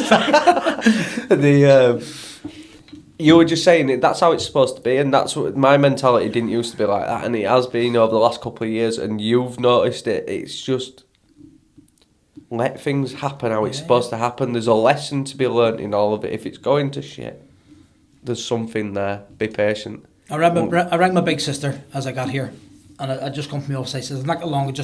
I hadn't spoken to her the past couple of days. My mum's anniversary, so I rang her today. I said, not that long. I says, I just want to ring you to say, I'm normally able to find the serendipitous moment or find the deep, meaningful, hidden kind of meaning behind something, and I can't at the minute. Yeah. I'm really, really missing my mum at the minute. Sorry to hear that. Craig, do you know something? And I've said this to my siblings, but I've never said to other people. My mum dying was the best thing ever happened to me. How so? Because it was the only thing in my life I couldn't control. Yeah. Right? I was going through a stage at that time. That's when my drugs was at the highest. I was earning a lot of money because it was COVID and I couldn't spend any money and I was fucking rolling in it. Everything Jo wanted, she was getting in, and I thought, I've boxed that sort of my life over. I can go and do drugs and party, and every time there was an issue, I was able to buy my way out of it. Right? If I pissed somebody off, I just fucking bought them something. And I found that that's where I discovered friendship. And this is what I tried to do with when Dan invited me, when you and Dan stuff invited me to the Stonehenge. I tried to the old habit, come in to try and buy your thanks. Yeah. And you didn't, there was nothing needed. And what had happened, I'd gone on a bender the weekend my mum died. And everybody's looking for me, and I got to the airport and fucking police are looking for me, I'm a missing person, and it got fucking really bad, And then I got home and thinking, fuck all yous. And so then I wake up and I get a phone call. My mum died. I thought, fuck. And I've spoke to my sisters about this, and my brothers and my dad, and I think my mum's last gift to me was that she could have held on for another week, and that thing that I done would have dissipated. Yeah. And I spoke to my sister on the phone, and people would have went, "You're mad," and you kind of just forgive and forget. Yeah. I think my mum chose to let go, and she went very, very peacefully in the end. She'd brain cancer, bone cancer, lung cancer, Wow. and blood cancer. Oh, God love her. If she was a horse, you'd have shot her. You know, she was in that much pain. But by the time she'd 2 pain drivers in, and normally you get 1 pain driver, and that does you. She had 2 pain drivers in, and she was still set up dancing with the nurses, the care nurses, and all come out. And sounds like a very good character. I try and emulate her. Yeah. She was the life and soul of things, and when she went, my sister was just sat with her, and she went, "Dad, I think she's just died." So peaceful, no choking, no gasping for air. But she'd said to my sister the kind of day before, she went, "Where's Sean?" And Arlene says, "Oh, he's way back to England." And she went, "You're a liar." Right? And she says nobody was talking around her not to try and get her. She said, did she know? Did she not know? Maybe she overheard something. I don't know. And then she went peacefully. So I had to then go back into the scenario of I'd dropped the hand grenade in Belfast and flew back to England. Yeah. I had to walk back into it next day, face the shit that it caused, and the love that I got from my family. And I went, "There's something wrong here. I've got something wrong. They're not my enemy." I mentioned earlier about I demonise my family. Yeah. And my big sister says to me, "Sean, you're a cunt, but you're our cunt," right? And I went, "That's a bit poetic, like, it's. I'm sorry for swearing. Heather's gonna struggle. It's gonna be like an 18 rated version of her." And I remember I went to her wake, and an Irish wake's a big thing. And again, we go to the wake, bury her, do the thing. You get a pint, and the boys are at your mum's wake. What the fuck? Hoovering it up. And I just said to Joe, "Let's go." We'd booked to go on the ferry the next day. I said, "Let's go." Straight down to the docks, got the next boat across to England. Right, I was supposed to go via Scotland, got the next boat to Liverpool overnight ferry. Got myself a cabin when I went to sleep. I removed myself as quick as I could from that thing. And I spent weeks feeling like a piece of shit, thinking, did she go away knowing that what I'd done and all the rest? And then I looked at my own kids, and I'm thinking, but of all the stuff I've looked at, I think the Christian perspective on life is probably, in my opinion, the most accurate. What I think it is. I think there's a loving entity, God, Jesus, whatever that is, whether Jesus is the Son of God. You're getting into theological and kind of, ecumenical type things, but actually, the fact that you mentioned earlier about good and bad. Mm-hmm. We've got children. See, when your young one starts to walk, and you've got the fire on, and you'll say, "Come on over here." You're telling her not to go to the fire and get burnt. Yeah. Is hell a metaphor for? I don't know. Is it? And I think that my mum chose that moment. Yeah. For that shock value. So, what I'm going to ask as well, what's your biggest tools to get over the addiction or the coping mechanism? Or do you feel like that there's still something to be unearthed and to pull further roots out? Why that coping mechanism were there? I think all those what do you thinks are all relevant. Yeah. I would go back to say that to overcome the addiction, as crazy as it sounds, I don't think I was an addict. Yeah. I think I was. I suppose it probably sounds illogical, but I think I was medicating. I was trying to treat something. I was trying to treat trauma. Yeah. I think I've begun to treat the trauma. This, what we're doing here, yeah, is for me metaphorically a line of coke. Yeah. I get as much out of thinking about coming here, being invited here, feeling that I'm wanted, feeling I'm needed, feeling relevant, feeling like somebody wants to hear me. All these things, I could go on about it. I get the same buzz out of doing a line of coke. Yeah. Is there stuff to be unearthed? Given the last time we had a conversation, when kind of that anger that was inside me came out. I think what I've done now, where I think I've done that is, I was always looking up, and kind of looking up and trying to look away.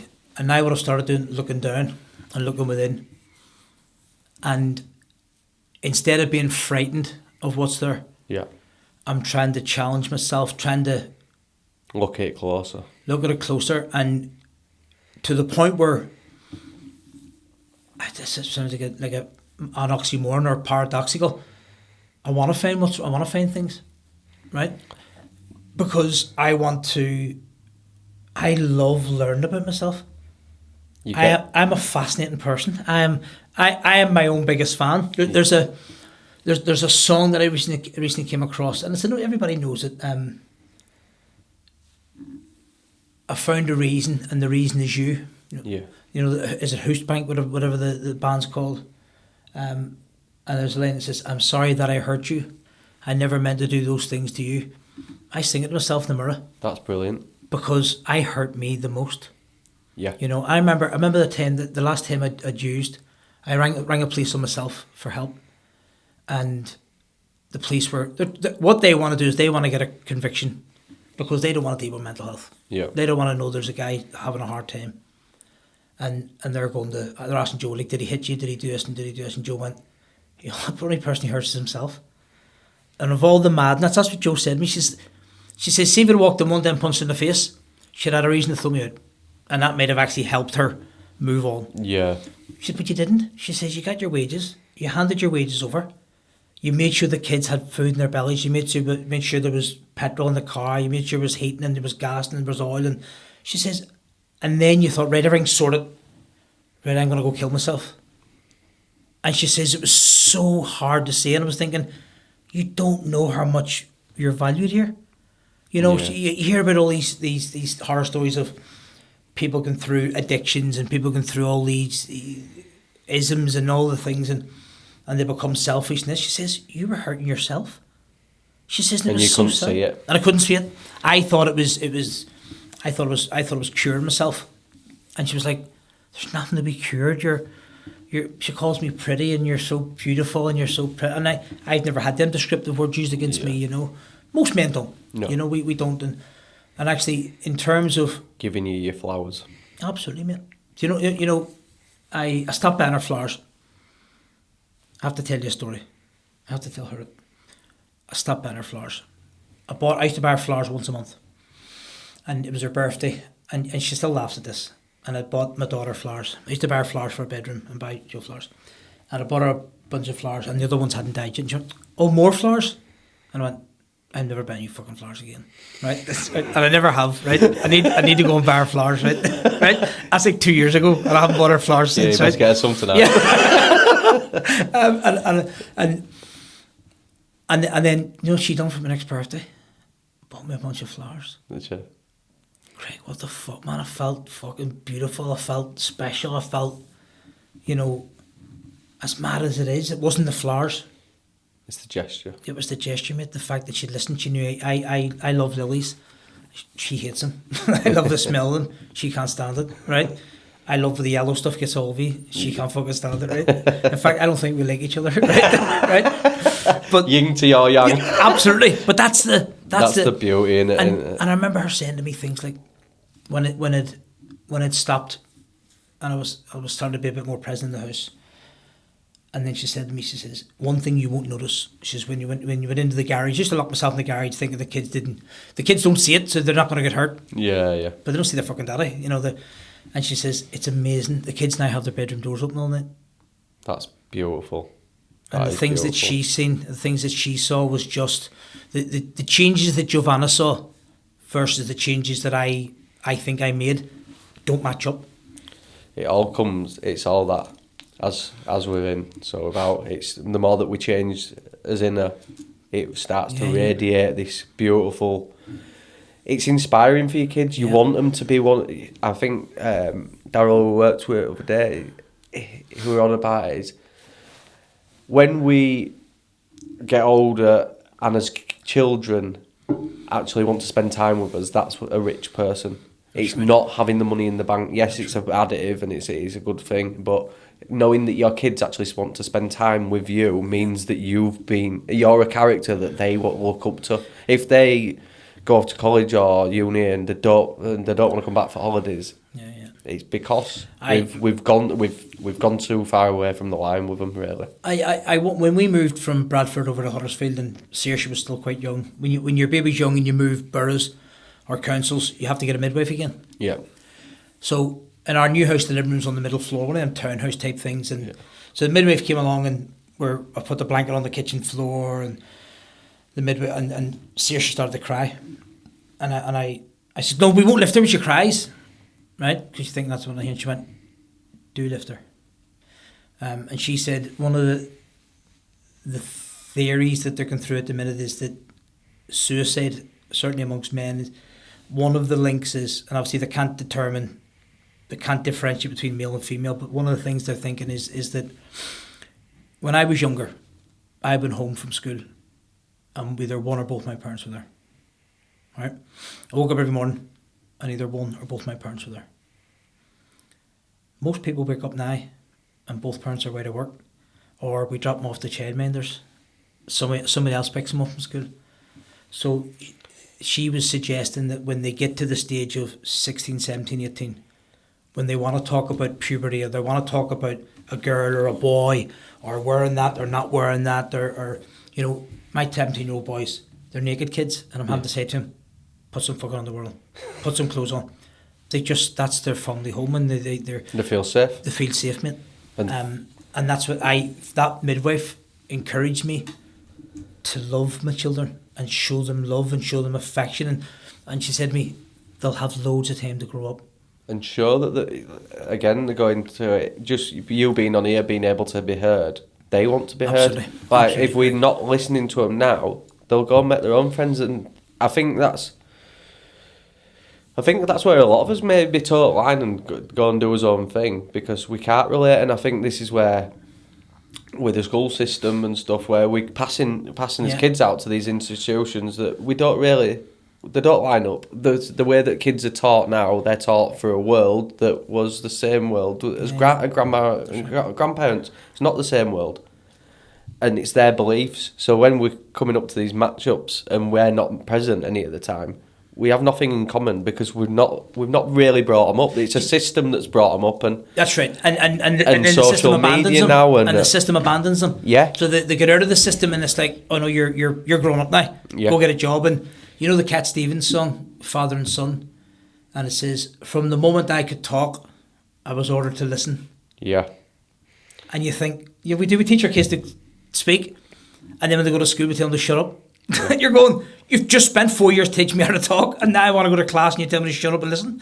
And it's mad. It's a, I know best and stuff. And once you realise what the journey is about, your kids are just a reflection of stuff of your inner child that wasn't seen to. When you heal them, you essentially heal you and your ancestral line. I found myself, when I was in the mix of it, I found myself trying to live my life through them. Yeah. So like, say the Grand National was on, and I'm having a couple of beers, and I'm trying to get the kids to pick a horse. Craig, if the horses were running backwards, my boys will know a difference. They don't understand horse racing. They don't understand gambling. They'll go and they'll maybe put the 2p in the wee donkey machines. Where you've got to roll the ball and get it in. Your donkey moves quicker. Yeah. That to them is gambling. Yeah. And Giovanna said to me one day, she says, Sean, they're your sons and not your friends. And it hurt. But see now, they'll want to watch a racing with me now, because they can see that it brings happiness. But they're not betting on horses, they're not gambling. It's to spend time with you. Spend time with me, mate. I love that. What's their takeaway on alcohol? Just mind me asking, because they're a much higher age. Oh, well, they're a lot older than what mine are. So it would just see what... It may come out wrong. I've tried to encourage them to drink in the home. Yeah. So that, not force them, but try to encourage them that if they want to, it's safe to do so at home.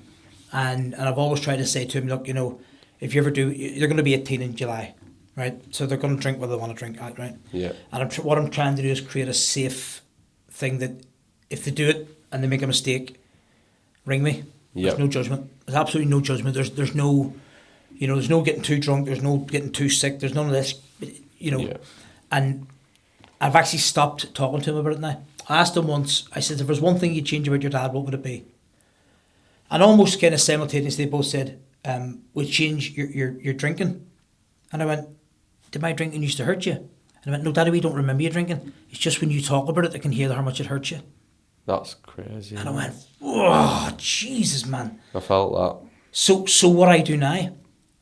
What do I do now? Talk about love, talk about affection. If I have that much of an effect on them, I want them to know love and affection and giggles, and we tell the stupidest jokes in the world. Yeah. And we have a bit of a dad joke thing, and my Connor and my Reese, they're the dumbest jokes you've ever heard, but we freaking giggle. Yeah, well, that's what he said. But life's supposed to be fun, and it's supposed to be laughter, and not all this seriousness all the time. But can I tell you a joke about going to Egypt next week? Go on then. So I'm going to Egypt next week for Christmas. Right? You can see the enthusiasm in my voice. That's fucking brilliant. Yeah, you haven't heard it yet. And can you leave now? Go on. And I rang my dad and I said to my dad, I says, Dad, I'm going to Egypt. And he says, one of my uncles has a car park over there. I said, you're joking? He says, it's called Tutankhamun. Oh dear. That's the level of our jokes now, and that's where we are. And when we go on holiday, the boys are bringing their girlfriends with them. Yeah. Craig, we were in Amsterdam in January this year, and the boys were at home, and Saoirse was with her nanny. And the ring door, we see from the family chat, the two boys, the two girls. The two girls are best friends. Obviously, the boys are brothers, and so the ring. We see from the chat they're going to go bowling. Yep. So the ring doorbell goes, and it's the two girlfriends. And we just kind of watch till they don't know we're watching, And Reese opens the door, or Connor opens the door, I can't remember, and they're going to put their coats on. And as they go to, the girls kind of step into the house. Now, they're very welcome house, they could have a key to my house, there's no problem. And the boys went, no, you can't come in, there's no parents here. Wow. Craig, I have good boys. Yeah. I have good boys, and I think I've been rewarded. My reward for sacrificing my self-indulgence, or my reward for healing the inner me, or whatever it is I've done, my reward is I have two wonderful 17-year-old boys, and they make it worthwhile. And every time I think, there's sometimes I'll think now, I might get a wee bit of coke, And I'll think to myself, I remember I was driving to work one day, and I was driving through Driglington, and I'm driving the car, and I'm thinking, I'm going to Belfast next week, I'm going to get a bit of coke in one of the hotels, right, and do this. And one of the tricks I learned, I pulled the car over on the lay-by, and I got out of the car and went and sat in the passenger seat, and I talked to myself in the driver's seat. Well, if you want to go do coke, Mum will go now and do it. Because you're at work. You'll get away with it for 8-9 hours before Joe realises. And then I went, but I don't want to do coke now. I want to go to work. I have to work to do. And he went, you don't really want to do coke again, is it? And I'm kind of almost having this back and forth with myself. I'm sure people driving past thought I was off the trolley. If any, this is a beautiful insight for anyone that can try to relate and then use it. So no, and then I realised that what it was going back to Belfast was bringing the fear, the energy, and the negative energy. And by the way, I love my people. I love Belfast, but I've somebody once gave me the analogy of the I think it's a lobster. Once it comes out of its shell, it can never go back into its shell. Yeah. And it's still the same lobster. It just doesn't fit in that shell anymore. Yeah. And when I go back now, a way for me to kind of demonstrate how well I was doing was to go out and do coke and party and all the rest, and actually see now when I go back, I'll go in and they've got Guinness Zero on tap, and I'll sit with my daddy and I'll watch a horse racing, and I'll drink 10 pints of Guinness Zero, he'll have his beer and his vodka and coke, and the last time I was home, the Guinness Zero tap went a bit funny. So the guy took my pint and put it on the normal Guinness tap. He says, I've just tapped it up with a proper Guinness to give you a proper head on it, and I'm going, and I put it down the side, but I giggled, and I went, he's only trying to help. Yeah. My dad's going, don't you be drinking that? And I'm going, no, Daddy, but you don't see what he done. He saw we're having a good crack, and he doesn't want to serve me a bad pint. So he's giving me a pint with alcohol in it, thinking he's going to fucking help me. He doesn't know why. He doesn't know why I'm not drinking, And I think some people never take out personal. I think some people's intentions. What we do is we look at. I think a lot of people genuinely just try and be nice to people, and because it doesn't suit us, we stop being kind, haven't we? Yeah, I found that difficult as well when I've been doing the vegan, and everyone tries accommodating me, but then it's like I feel like it's too accommodating. Like there's only 2 things on menu, and they'll go, "Have you seen what's on menu?" I'm like, "Yeah, there's only 2 things," and then they'll all do it, and you end up in this like trap of they've been trying to be nice to me and trying to include me, but then it's like overly, and then I'm like, and it's always like, why don't you just say something? I went, because I feel like I'm going to upset them either way. It's something that I've got to come to terms with. Giovanna told me when I first brought Giovanna back to Belfast, I mentioned earlier, where we grew up, it was 99% white Christian. And we still managed to fucking find a way to have a war for 900 years. And we were all white and Christian, and we still couldn't get along. And when Giovanna came over to bury my granddad, my dad's dad, every time she went to the bar, somebody went up and bought her drinks for her. And she says, "This is really driving me insane." And I went, "They're just trying to be nice." And she went, "But why are they not doing it for her? They're doing it to me because I'm black." And I'm going, "Yeah, but they're just trying to..." And she went, "I don't want to fucking... I just want to be the same as the white girl." And I'm going, "Jeez, you don't think about that. Actually, they think they're trying to help, bless them. And then they're, I'm dead proud of my people and their hospitality. And actually, she just wanted somebody to go, "How are you? How's your day?" Yeah. Not jump up and try and fight over band. She was going as if they're all trying to get the kudos from band. Yeah, it's indirectly. It's too much overcompensating, and it's alienating them. That's right. It's mad, isn't it, how it works? She says it's almost like, who's going to buy the black girl drinks next? Yeah. And she says it's got to the point where she didn't want to go to the bar anymore. So she was sending someone else up to the bar because she didn't want to go. It's wild. It is. It is wild. So where on your spiritual journey, or just your journey in general, do you feel like you are now, and anyone who's been in your shoes, who's been struggling, what's your takeaway message that you can give them? Great question. I've changed a lot from trying to give advice, but if I tell you what worked for me and what helped me, surrender to the fact that you don't know everything and that it's okay not to know everything. Yeah. Right? And talk to somebody. Talk to anybody. We've lost too many friends. We've lost too many good people because they were too frightened to talk about something. And actually, they thought that their cocaine addiction or their sex addiction or their alcohol addiction or their chocolate addiction or their food addiction or their gym addiction or their not eating addiction was different to his drug addiction or his alcohol addiction. Talk to somebody, but also understand that you're a victim. You're not a perpetrator. You're a victim. You're not a perpetrator. It's okay to struggle, and if you struggle, it's okay to put your hand up and go, "I'm struggling a bit here." Yeah. Because there'll always be that help, won't there? If you're willing to... The problem is that what is expectations? What do you want for you? Because what we do is you become what's I call an asshole.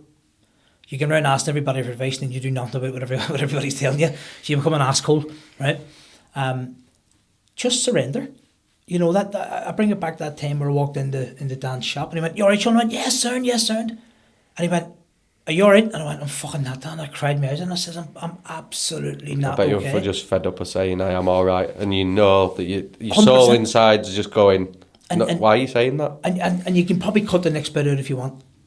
But anybody who struggles with over cocaine, use cocaine addiction, whatever you want to call it, and I'm talking to Dan and I'm saying to him, how do you get to the point of not doing it? And he said to me, "Bring yourself to the hotel room on your own where you're wanking and you can't get it up. You can't sleep because you're horny and you can't get it up." I was dying to laugh then as you said I know. Yeah. And he went, "Bring yourself to that lonely, pathetic existence." He says, "And then ask yourself, do you want to do coke?" And that's where I go when I think about that. It's the fast forward to what you feel like. Don't let that energy that's come into you now let it overdrive you and get you to that point.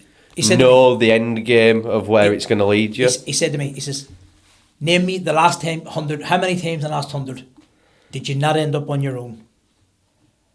In a fucking bedroom or on the sofa or in a hotel room or a B&B by your fucking self, trying to sort yourself out, and you can't, because you can't get it fucking up because you're off your tits and coke. Many times in the last 100. And I'm probably 100. It's just because the next 101's going to be exactly the fucking same. And it was that, but it's that ability to talk. You can't bullshit a bullshitter. Yeah. You can't con a con. I can't stand there. I don't do that. Of course you fucking do, Sean. Everybody does. And actually, when you bring in that home truth of saying to somebody, this is where you're going to end up, because it always ends up there. You always end up in fucking stood in somebody's kitchen, 2 people, and then one falls asleep and you fucking end up roaming the streets, or it always ends the same way. Yeah. Right? And the definition of insanity, isn't it doing the same thing over and over and expecting different results? So I guess the takeaway message I would ask people to think about, anybody that's struggling, anybody's going through a hard time, you have your own answers inside yourself. But ascribe to something. Go to a ceremony. Go to a breathing class. Go to mosque. Go to church. Go to synagogue. Go to anything. Ask. That's what I'm saying. You're saying it better than me. Yes. You know, you mentioned earlier about you ask for forgiveness. You know the one about ask for forgiveness. I once asked God for a bike, but I knew God didn't work that way. So I stole a bike and I asked God for forgiveness. I'm not obliging anyone to do that. right. And it's about you're not on your own. You're absolutely not on your own. And whenever you're going through, I guarantee you, as sure as there's hair on a donkey's balls, I guarantee you, one of your brothers, cousins, uncles, friends, neighbours has gone through it, is going through it, or somebody go fucking through it, and just speak about it, man. Just talk to somebody. Jesus Christ, just fucking talk to somebody and just surrender to the fact that you're not in it, and you're not. On. That's it. Wow, that's beautiful. No, that is beautiful. And the other thing is that when you were at your most, I'd say when I were fucking up the most is when I had the most people surrounding me, and I think that were an integral part of really realising. And I'm not saying I still love them friends, but we're not as close as we used to be. And I were the instigator, by the way. I'm not saying that they were. Yeah. But people support what you're doing. And when you start going off on this tangent of change, that's the hardest part, because you feel like you're losing. You're losing a lot of people, but ultimately for me, I was going to lose me. I was losing me. And now I feel like the more that I've lent into change for myself, more that I've found me. So it's done the opposite again, like we spoke earlier. Would you go so far as to say, and you don't have the answer because I appreciate people listening to this, but I'm going to say it about me. I would go so far as to say that some people didn't want me to change, and they wanted me to be the crazy bastard. They wanted me to be the drug addict, because what they got was their 2 or 3 hours. They were able to go. I have some people that can go out, have 12 pints, bag of coke, go to work. Absolutely no problem. Yeah. But doing it alone is pretty sad. So, dance, monkey boy, dance. Show what are you doing tonight? They didn't. And they knew, fucking people knew that I wouldn't stop once I started.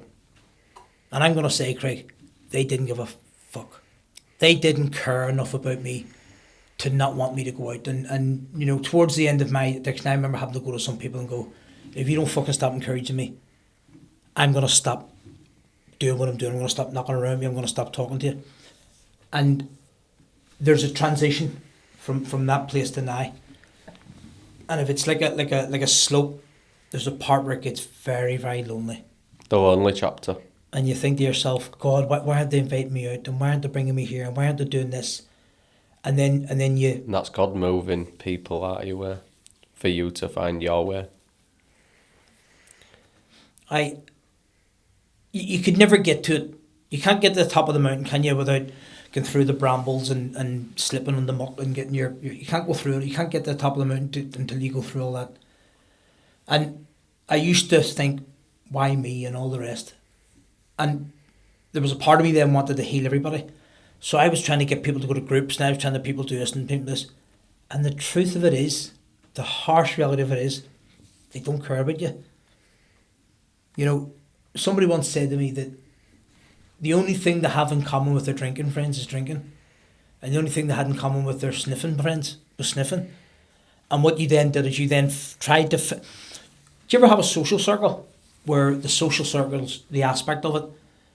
We're all planning the night out, right? Mm-hmm. Actually, what we do came after planning the night out. When you're using, it's the opposite way.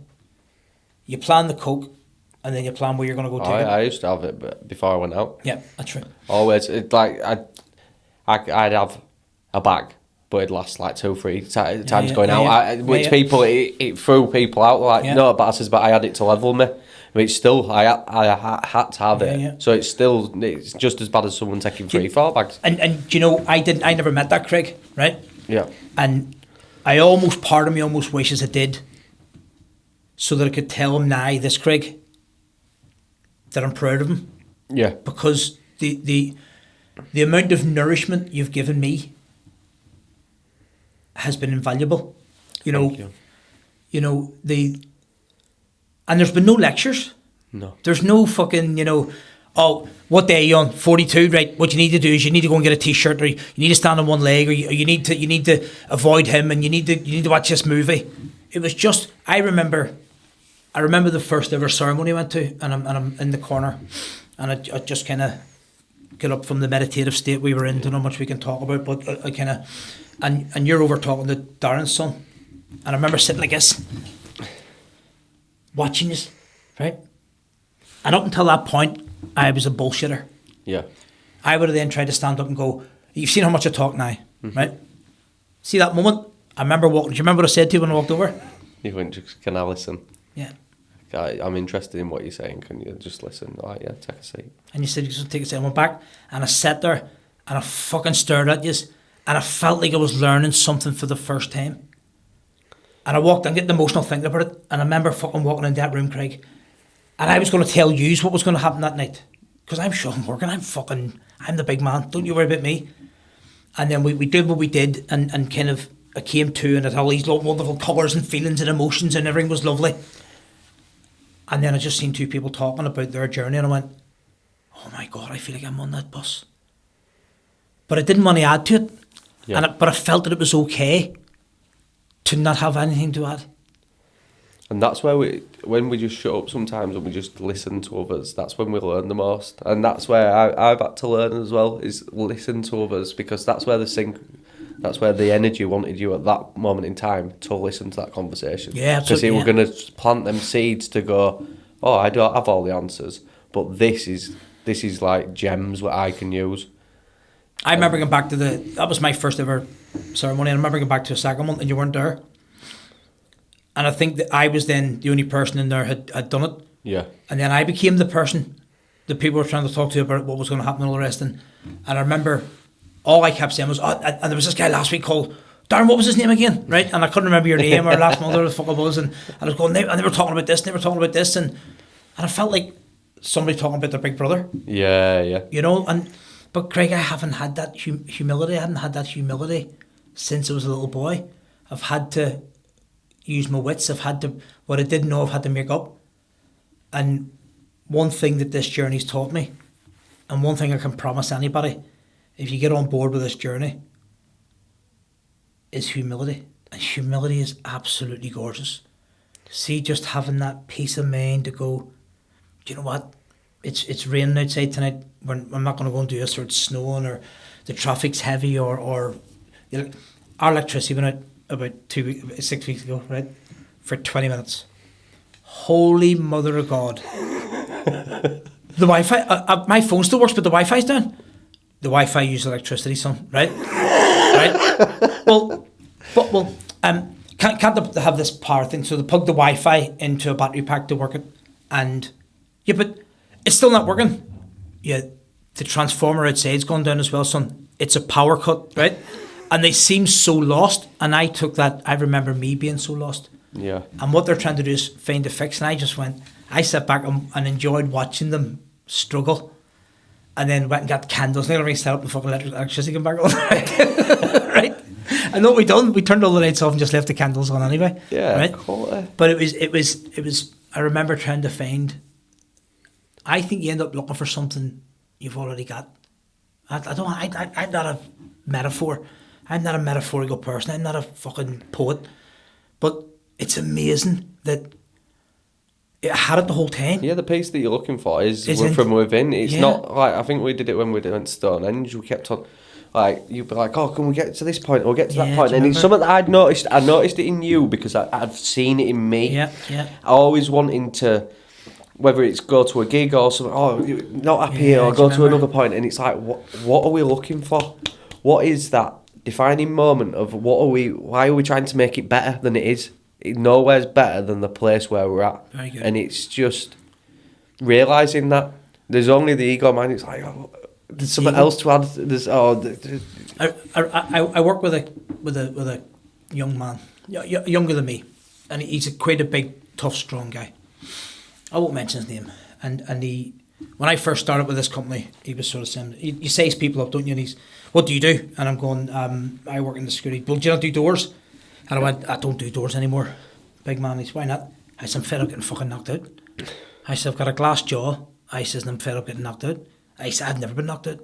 And I went, that's good too. That's good too. That's great for you. It's not a competition. I'm over the moon for you. Fucking I wish you were with me on Friday. Right? And I'm not even joking. May God strike me stiff, stone, paralysed, dead. He came into me the week after and went, can I word with you? And I went, yeah, of course you can. What's up? And he went, how do you know you've been knocked out?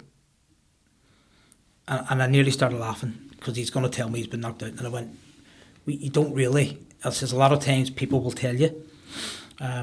Most times people go, you were laid there, and you get all the stories relayed back to you. Why, what happened? Oh, there was this guy, and he got me just from the side, and I just give him a big hug. And the guy's fucking twice says to me, I just give him a hug. I says, it's okay. Happens to us all. It happens to us all. I says, that's your time now to get out. You have nothing to prove to anybody. And he still has his moments where and the two of us will butt heads. It's like we're like two brothers now, you know, and there's a lot of times he'll come and go to me, you alright?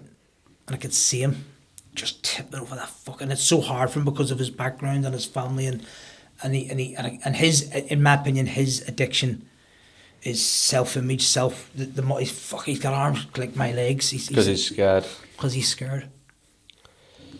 It's mad, isn't it? It's because the answers is there with us all, aren't they? And he can see it in me, and he gets close to me, and then he just goes, fuck off, get away from me, you know, you fucking this, you're this, and he pushes me, emotionally pushes me away, not physically. I love the kid, you know. Yeah. He pushes me physically, emotionally away.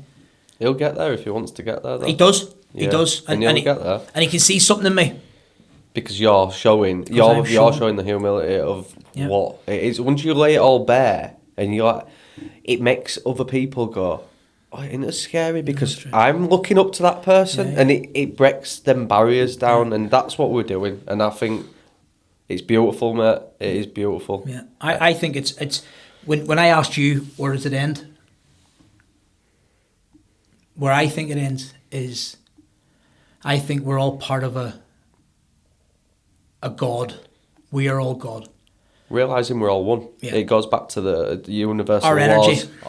The law of one is we are all one.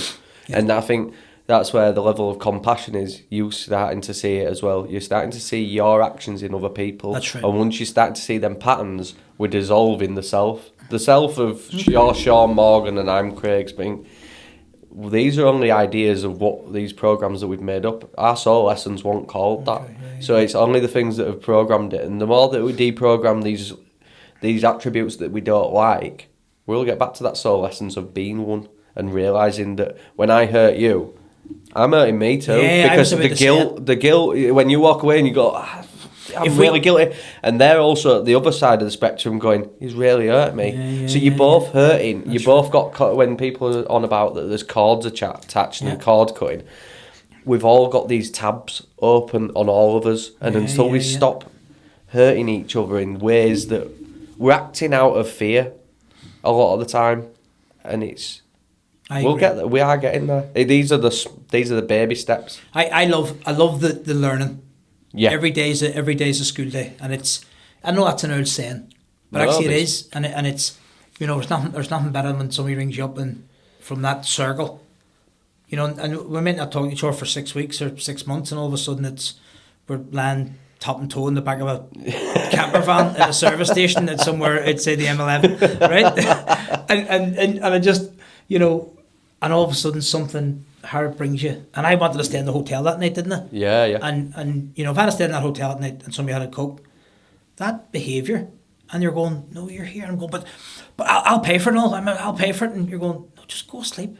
Yeah. Foxy, what's wrong with you? And then was that last year? Yeah, it's flown. It feels like, no, for me, it feels like about 4 years ago. Yeah, it's crazy. Because I think I was dipping my toes, and I think going to Stonehenge got me up to my knees. It took me 43 years to get my toes in.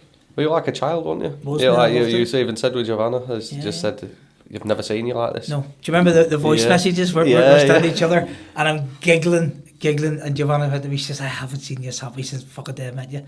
She says and there's no giggling because you know you're going to go do drugs, you're going to do coke. She says, you're genuinely happy. And I think reflecting Adventure. back on it is the adventure. Because, again, you said you could fast forward and talk to yourself and say, I know exactly, after 100 days, the 101 will be exactly the same. Yeah. This is a new energy. The new energy of you going, I'm going to Stonehenge, and people are going, why? Well, so I can see a rock formation, and I don't really know why, but... Actually, do you know what I found? Everybody I told?